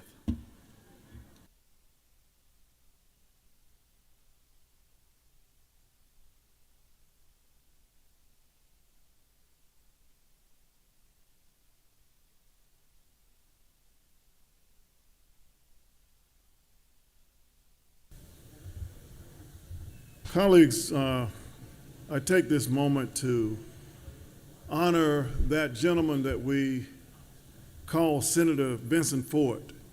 I knew that man before he was in office, and we fought several battles. It was not about a title. It was about standing for the people and speaking truth to power. And sometimes we can take it for granted that we have power.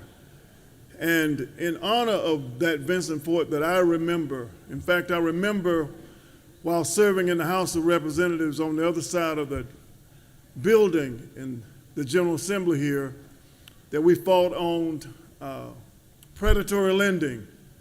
And that was just amazing, the power that came to bear and the fight to save the people's homes. And in that regard, I want to, as I can hear Vincent saying, I need to speak about Black history, because sometimes people don't want to hear that unpleasant truth, but I say that because I couldn't believe the people who were fighting us on predatory lending. And I go back to right after the Civil War, there was a gentleman by the name of Bishop Henry McNeil Turner. He was a 12th AME bishop. And he got a chance to speak to this body. And he got a chance to say about the 2 senators and 25 African Americans who stood in this place and who were expelled simply because of their race. And we have to remember that history because we take it for granted, the power and the privilege that we have. And I had to catch myself because I take it for granted so many things. As I walk past those people that were under that bridge, when I go past those people under that bridge, I take it for granted that I can have a place to sleep tonight. And I take it for granted, but it's not because of race. And I take it for granted that a gentleman that was excluded on the other side and I was so quick, in fact, the guy said I stood up for him, but I stood up because I remember these guys were excluded in 1868. I stood up for that guy to have the right to go in that other chamber because in 1964, Julian Bond, because he was stating his beliefs, his First Amendment rights, was excluded, had to go all the way to the Supreme Court of this nation. And now I'm concerned that democracy is at bay and that we are compromising our principles of what makes this America great. And it is an independent judiciary. It is a 3-legged stool. And I say that because unless we are permitted to diversify this legislature with people that look like me, we take it for granted now, and I say we can never take it for granted, diversity, equity, and inclusion. And the reason this is important because segregation allows you to degrade me, to make me less than a human, and that's why there were men holding up signs saying, I am a man. And those people under the bridge, they are people. And I challenge every one of you to go past those people standing under those bridges and not objectify them, but become one of them. And I guarantee you we'll do a few things differently. Randall Mang, the senator from the 55th, yields the well because it is important to stand up for what I can hear Vincent saying. Who's speaking up for those people under that bridge? Those people that are sitting and sleeping out there in 30-degree weather. We have to remember that they are our brothers and our sisters also. Does it make sense? It does. It matters that they are part of the human race also. One nation under God, indivisible, with liberty and justice, not just for the powerful and the privileged, but for all. I yield the well. Thank you.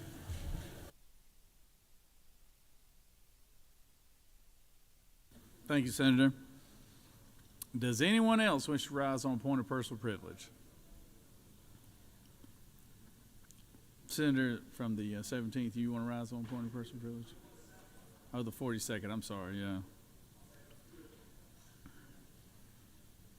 We would really like to hear from you, Senator, if you want to. No, I'm kidding. All right, moving on. You have before you a consent calendar, privilege resolutions. Does any senator wish to remove a resolution from the consent calendar? Is there objection to the adoption of the resolution on the consent calendar? Chair hears none. The resolutions on the consent calendar are adopted.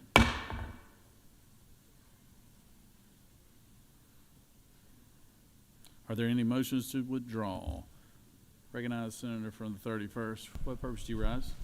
Thank you, Mr. President. I ask unanimous consent to the Senate to immediately. Hold on 1 second, Senator. Okay. Hold on 1 second. Getting a little ahead of me there, but I appreciate you paying attention. You have a local calendar, Senate local consent calendar resolutions. Is there objection to any of the local resolutions? Secretary, read the captions. Mr. President, there are no objections.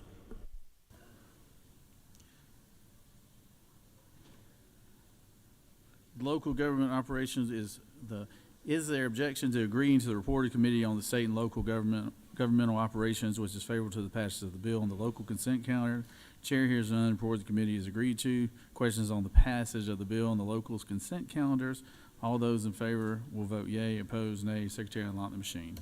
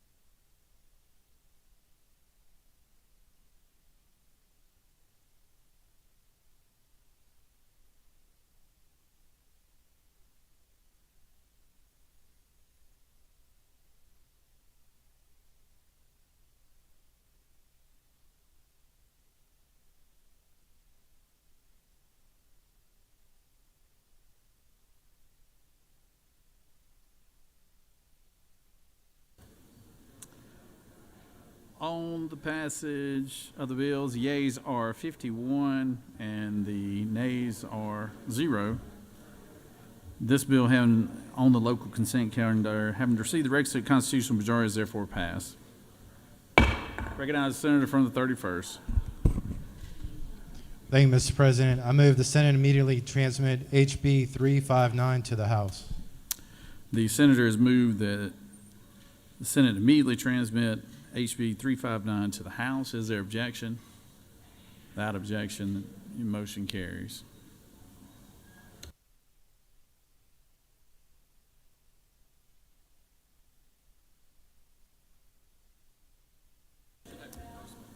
Recognize the majority leader for a motion. Thank you, Mr. President. I ask for unanimous consent that the following bills and resolutions be engrossed: Senate Bill 45, Senate Bill 59, Senate Bill 89, and Senate Resolution 56. Secretary, read the captions.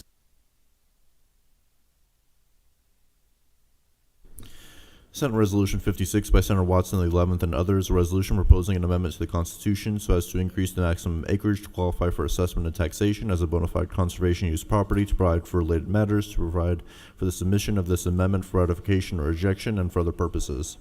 Senate Bill 45 by Senator Watson the 11th and others, a bill to be entitled an act to amend Code Section 48-5-7.4 of the official code of Georgia annotated related to preferential assessment for bona fide conservation use property and bona fide residential transitional property, so as to increase the maximum acreage to qualify for assessment and taxation as a bona fide conservation use property, and for other purposes.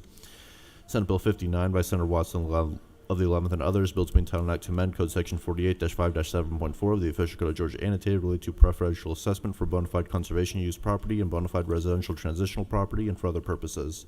Senate Bill 89 by Senator Strickland of the 42nd and others, bill to be entitled an act to amend Chapter 7 of Title 48 of the official code of Georgia annotated related to income taxes so as to increase the amount of a tax credit based on the federal tax credit for certain child and dependent care expenses to 40% of such federal tax credit, to provide for a child income tax credit, to provide for definitions, to provide for limitations and proration, to provide for rules and regulations, to revise a tax credit for employers providing childcare, to decrease the number of children who use the facility that are required to be children of employees to qualify for such credit, to increase the amount of such credit, to provide for related matters, to provide for an effective date and applicability, to repeal conflicting laws, and for other purposes.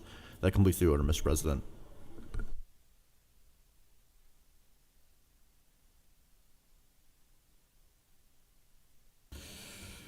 All right, the majority leader has moved that Senate Bill 45, 59, 89, SR 56 all be engrossed.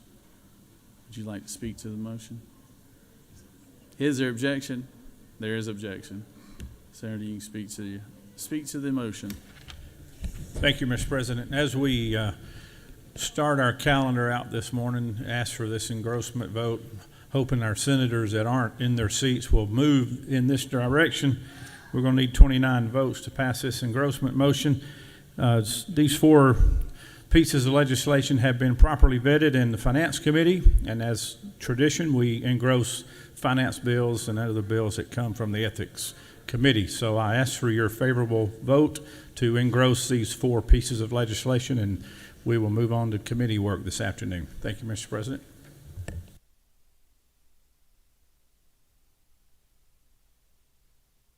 The senator from the 41st objective. Would you like to wait? You said you're going to waive. Okay. She has waived.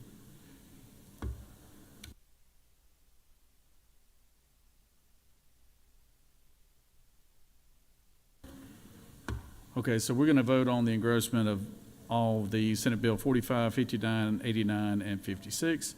All those in favor of the majority leader's motion to engross will vote yea. All opposed, nay. Secretary, unlock the machine.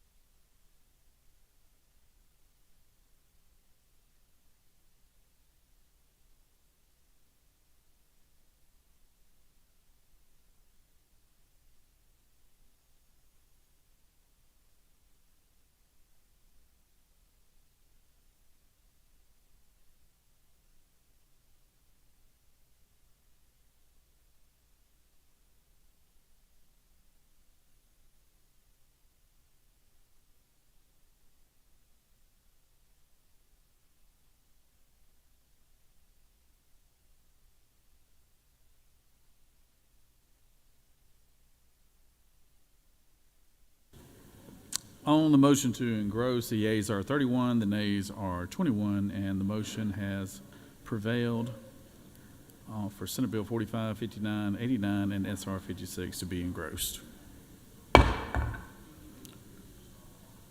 Senator from the 26th, for what purpose do you rise? parliamentary inquiry. State your inquiry. Was SR 56 a constitutional majority? Yes, sir, it was. That's correct. But was that a constitutional majority vote on the resolution? I don't believe it was. I don't believe it was. Let me check real quick. He said, is it a constitutional?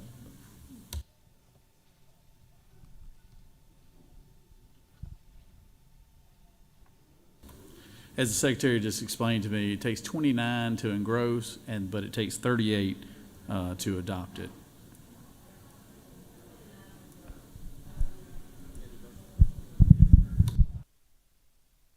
So when it comes up,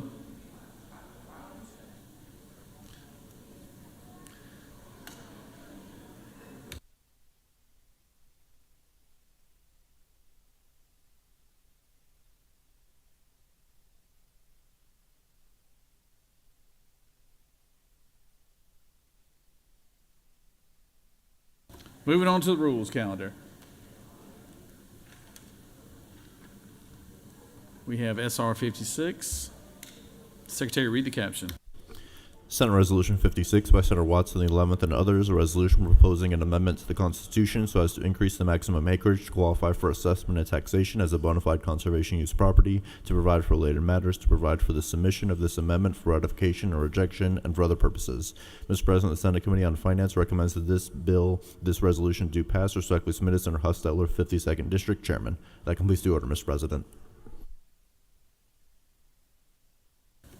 Recognize the senator from the 11th.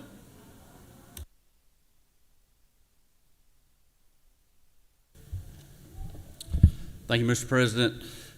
Just want to first start out by saying thank you to you, Mr. President, and your office, and we're going to have a series of bills here dealing with our conservation use program across our state, and just want to thank you and your office and your staff for your leadership on this issue, but also want to thank the Senate Farmland Study Committee that met over the summer to bring these pieces of legislation together, and I wanted to thank the senator from the 4th for his chairmanship on that committee as we traveled and met all over the state to bring forward these recommendations, but also the senator from the 21st, the senator from the 35th, the senator from the 8th, the senator from the 12th, and the senator from the 31st, who all served on this bipartisan committee that met over the summer to do this. Our CUVA conservation laws have not been, they were put into law in 1991.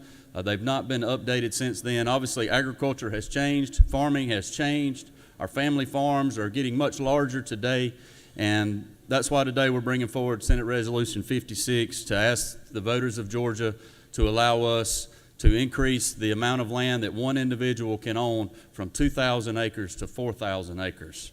So that was put into law in 1991 by the General Assembly and signed by the governor. Today we're wanting to ask the voters to allow us to increase that due to the increase in our farms and our farming operations, so that you're not penalized if you own more than 2,000 acres. Today you can put 2,000 acres in your individual name, your spouse's name, and your child's name, and we just want to be able to try to clean that up and allow for an individual to put 4,000 in their sole name. And that's what the resolution does. Mr. President, I'll be glad to take any questions if there are any. You have no questions, Senator? Thank you, and I greatly appreciate your support.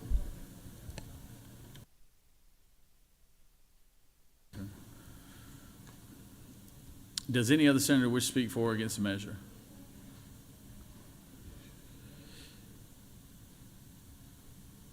Is there any senator who would like to object to the measure? Chair hears none. Is there objection to the previous question being ordered? Chair hears none. The previous question is ordered. Is there objection to agreeing to the report of the committee which is favorable to the adoption of the resolution? Chair hears none. The report of the committee is agreed to. Is there objection to the main question being ordered? Chair hears none. The main question is ordered. Question is on the adoption of the resolution. All those in favor of the resolution will vote yea. All opposed, nay.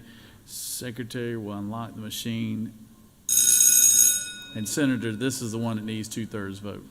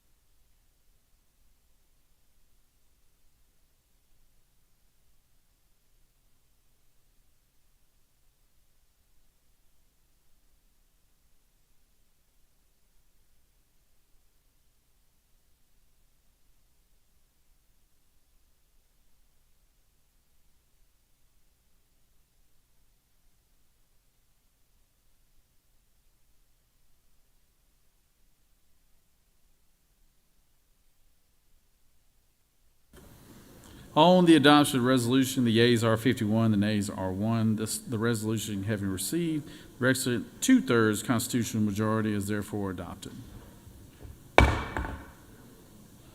Move on to SB 45. Secretary, read the caption.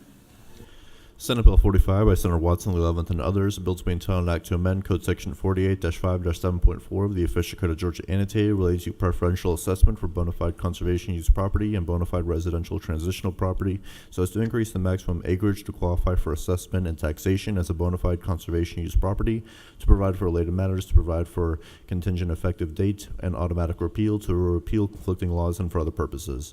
Mr. President, the Senate Committee on Finance recommends that this bill do pass. Respectfully submitted, Senator Huffstetler of the 52nd District, Chairman. That completes the order, Mr. President. Recognize the senator from the 11th. Speak to the measure.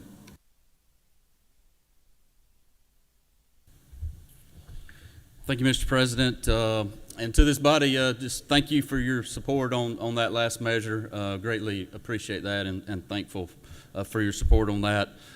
Senate Bill 45 is the enabling legislation for the resolution. So basically what we're doing here is you'll see that we've struck through 2,000 and raised it to 4,000 throughout this piece of legislation. And again, we've done some changes to our CUVA law over the past several years. One of the most recent ones was to allow family farm entities to purchase land together that may or may not be related, but are farming together. And so again, that's kind of what we're doing in this legislation, is just enabling the constitutional amendment. If the voters approve it, then we'll move forward, and I'll be glad to take any questions if there are any. You have no questions, Senator. Thank you, Mr. President. Greatly appreciate your support.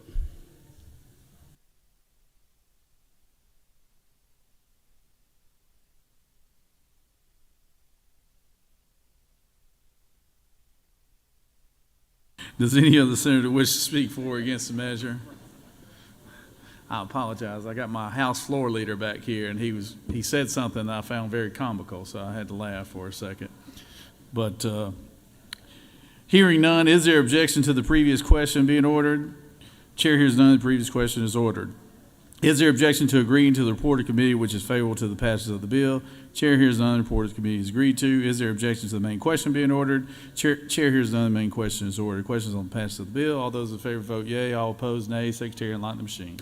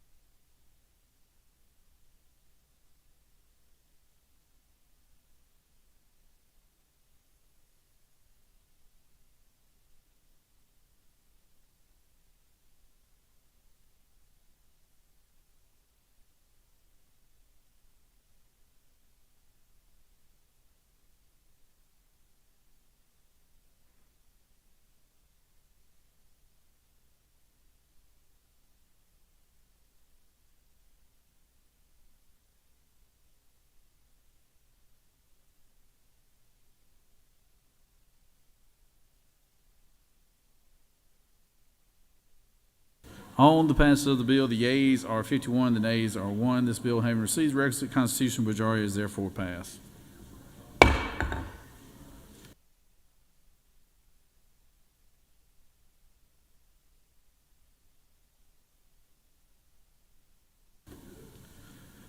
Senate Bill 59. Secretary, read the caption. Senate Bill 59 by Senator Watson, the 11th, and others. A bill to be entitled an act to amend Code Section 48-5-7.4 of the Official Code of Georgia annotated related to preferential assessment for bona fide conservation use property and bona fide residential transitional property so as to remove a limitation on leased property as to certain entities, to provide for related matters, to provide for an effective date of applicability, to repeal conflicting laws, and for other purposes. Mr. President, the Senate Committee on Finance recommends that this bill do pass. Respectfully submitted, Senator Huffstetler of the 52nd District, Chairman. That completes the order, Mr. President. Recognize the senator from the 11th.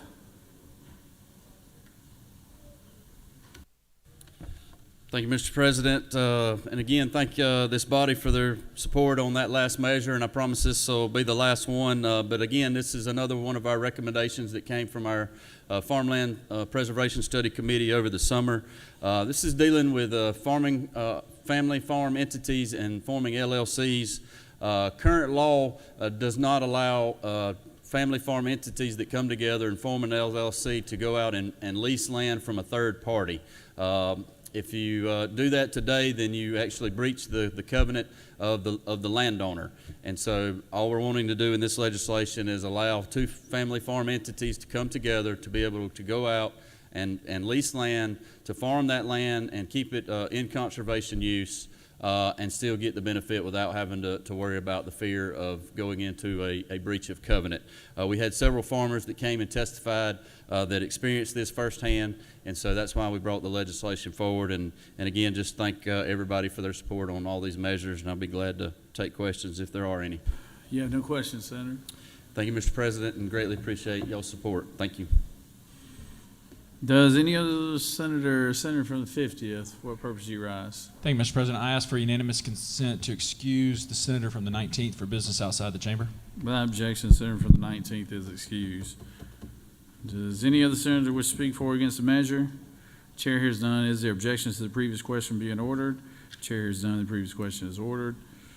Is there objection to agreeing to the report of committee which is favorable to the passage of this bill? Chair hears none. The report of committee is agreed to. Is there objection to the main question being ordered?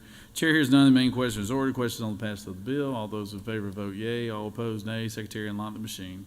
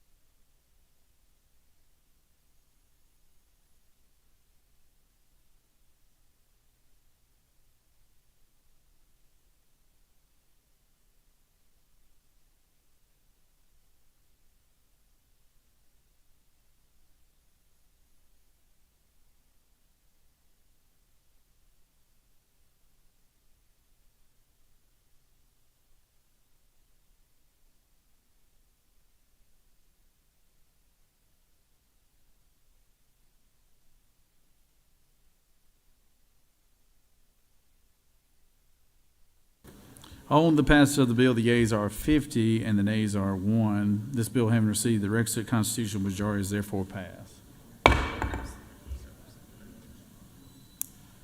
I just want to thank Senator from the 11th for authoring this bill. Also, senators from the 31st, the 12th, 35th, 11th, 8th, and the 4th. These senators traveled all over the state, literally all over the state, on a study committee putting this together. And they put a lot of hard work into it, and I know it's very meaningful to the ag community that we got this done. So thank you very much, Senator, for doing that, and we appreciate all your hard work. Recognize the senator from the 52. For what purpose do you rise? Mr. President, I was just hoping that the senator from the 8th would take notes from the senator from the 11th how to concisely present a farm bill.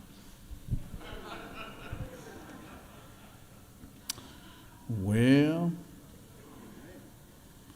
they're equally very effective at their ways of doing things. You got the strong silent type, and then you've got the dapper blueberry farmer from Lowndes County.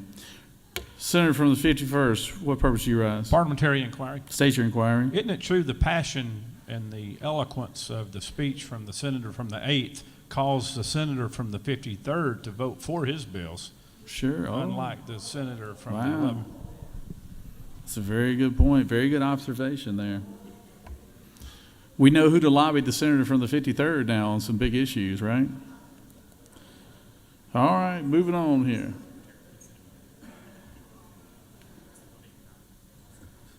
Secretary Reed, Senate Bill 89.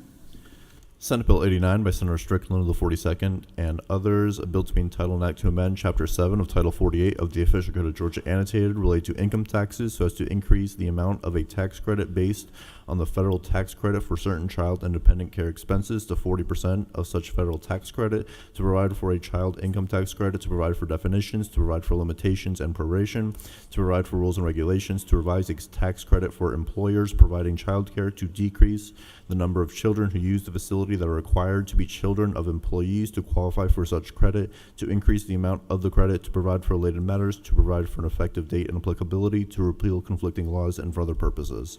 Mr. President, the Senate Committee on Finance recommends that this bill do pass. Respectfully submitted, Senator Hufstedler of the 52nd District, Chairman. That completes the order, Mr. President. Recognize the senator from the 42nd. Speak to the measure.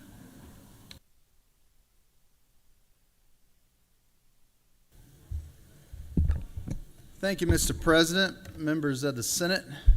This past year, with the backing of our Lieutenant Governor, this body created the Senate Study Committee on Access to Affordable Child Care. I was honored to get the chair of this committee as we dove deep into this issue.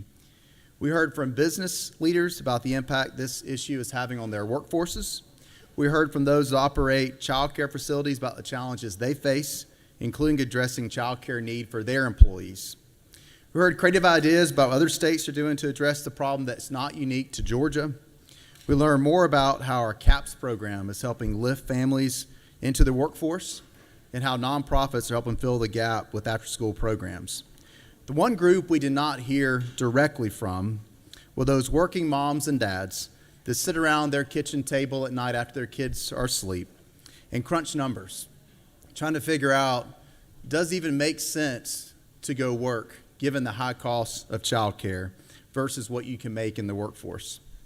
Working parents have to make difficult decisions about the futures of their families as they face the reality of just how expensive it now is to raise a child. These working moms and dads can't afford a lobbyist. They don't have the time to come down to the Gold Dome to lobby us, but their voices were the loudest voices in the room during our committee hearings. A few statistics. There's currently, right at approximately 732,000 children in our state under the age of 6. 68% of these children are in the care of a single parent that works or two working parents. The annual yearly infant tuition now exceeds that of in-state tuition for a four-year institution in our state. It's more expensive to have a kid than to pay for college. Center-based cost for infants is now over $11,000 a year on average, an increase 20% from 2022 to 2023 alone.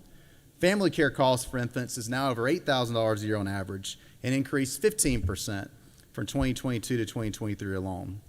In some polling, we found that 35% of families that are in the lower income level are spending more than a third of their annual income on child care expenses. 36% indicated that child care challenges have led them or their partner to leave their workforce entirely. All while some studies show that for every dollar spent on early education for young children, you get $13 in return. This comes with more likelihood of that child graduating high school and not becoming part of our criminal justice system. This is all based on the fact that one thing that hits me hard having two young children, 90% of a child's brain is hardwired before the age of 5. Senate Bill 89 is not a magic bill that solves the issue of finding affordable child care in our state, but it's a great step in the right direction to helping our working families that are struggling with this issue every day. It creates a tax credit for families with children under the age of 7 to help with the cost of caring for kids that are not yet in school most of the day. It expands an existing tax credit to help parents with child care expenses and expands eligibility for an existing tax credit for businesses that offer child care for their workers. While there's more work to be done to help our working moms and dads, Senate Bill 89 recognizes that as a legislature, we believe that families shouldn't have to choose between having a career and being a parent. I want to thank the Lieutenant Governor for your leadership on this issue. Also want to pander for just a second and present to you Exhibits A, B, and C as to why this bill is so important for our Georgia families. I have my 7-year-old Charles Willis with us, my 5-year-old Beecher, my wife Lindsay. Can you wave at everybody? And I won't dare give them the microphone, but they'll say, vote for this bill, right? Right. All right. Be happy to yield for any questions. You do have one question, Senator. All right. Senator from 29th. Does the senator yield? Yes, sir. Senator, is it not true that the props you're using today were hired with film tax credits? That's true. I'm trying to take after Senator from the 14th. So. Thank you, Senator. Senator from the 55th, you have a question? Will the senator yield? Yes, sir. Is it not true that you live in the great place where I was born? Just above there, yes, sir. Is it further true that your progeny are much more handsome than you, and that's the reason I must vote for this bill? Yes, sir. That's why I brought them down here. Fantastic. Thank you. Thank you, Senator. All right, no more questions, Senator. All right, I ask for your favorable consideration of Senate Bill 89. Thank you. All right, good job, good job. Yeah, the two boys, they definitely take after the mama, Senator, so. Vote for it. Say vote for the bill. Vote for the bill. All right. Can't argue with that. Hey.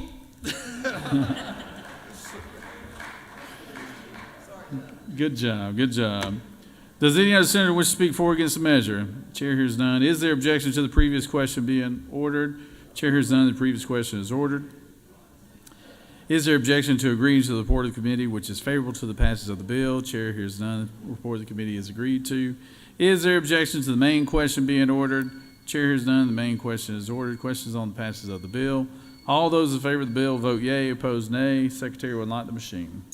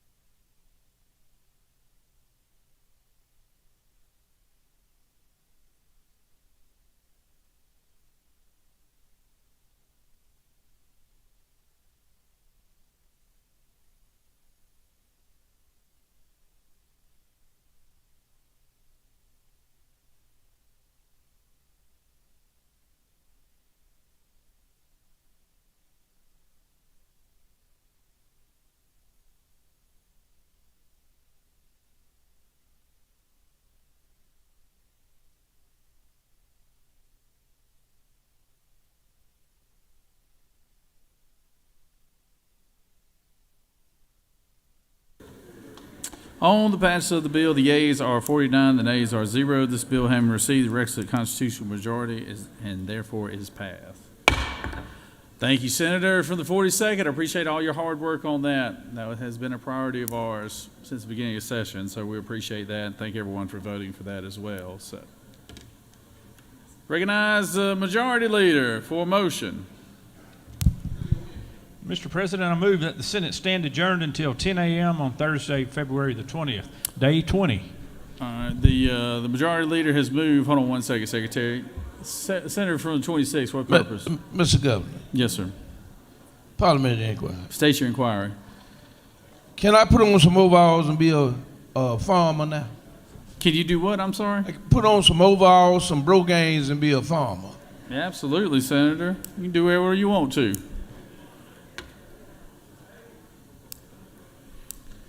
They need some more farming down there in Bibb County, Senator.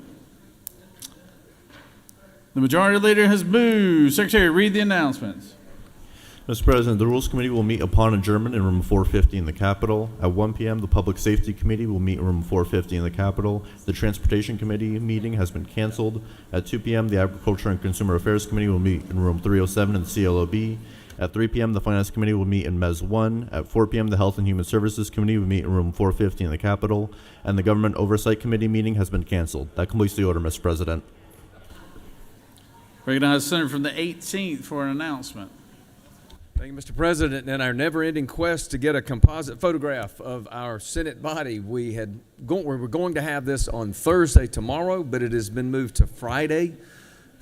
So bring your best suit, dress, tie, whatever it may be, or overalls, and come to memorialize your look in our composite for this Senate chamber on Friday, please. Thanks. Thank you, Senator. We'll remind everyone again tomorrow that the picture will be on Friday. So, any other announcements? All right, with that, the majority leader has moved that we stand adjourned until 10 a.m. Thursday, February 20th. I think that's day 22, right? We're halfway done here. My goodness. All those in favor of the motion signify by saying aye. All those opposed, no. The ayes clearly have it. We're adjourned. Have a good day.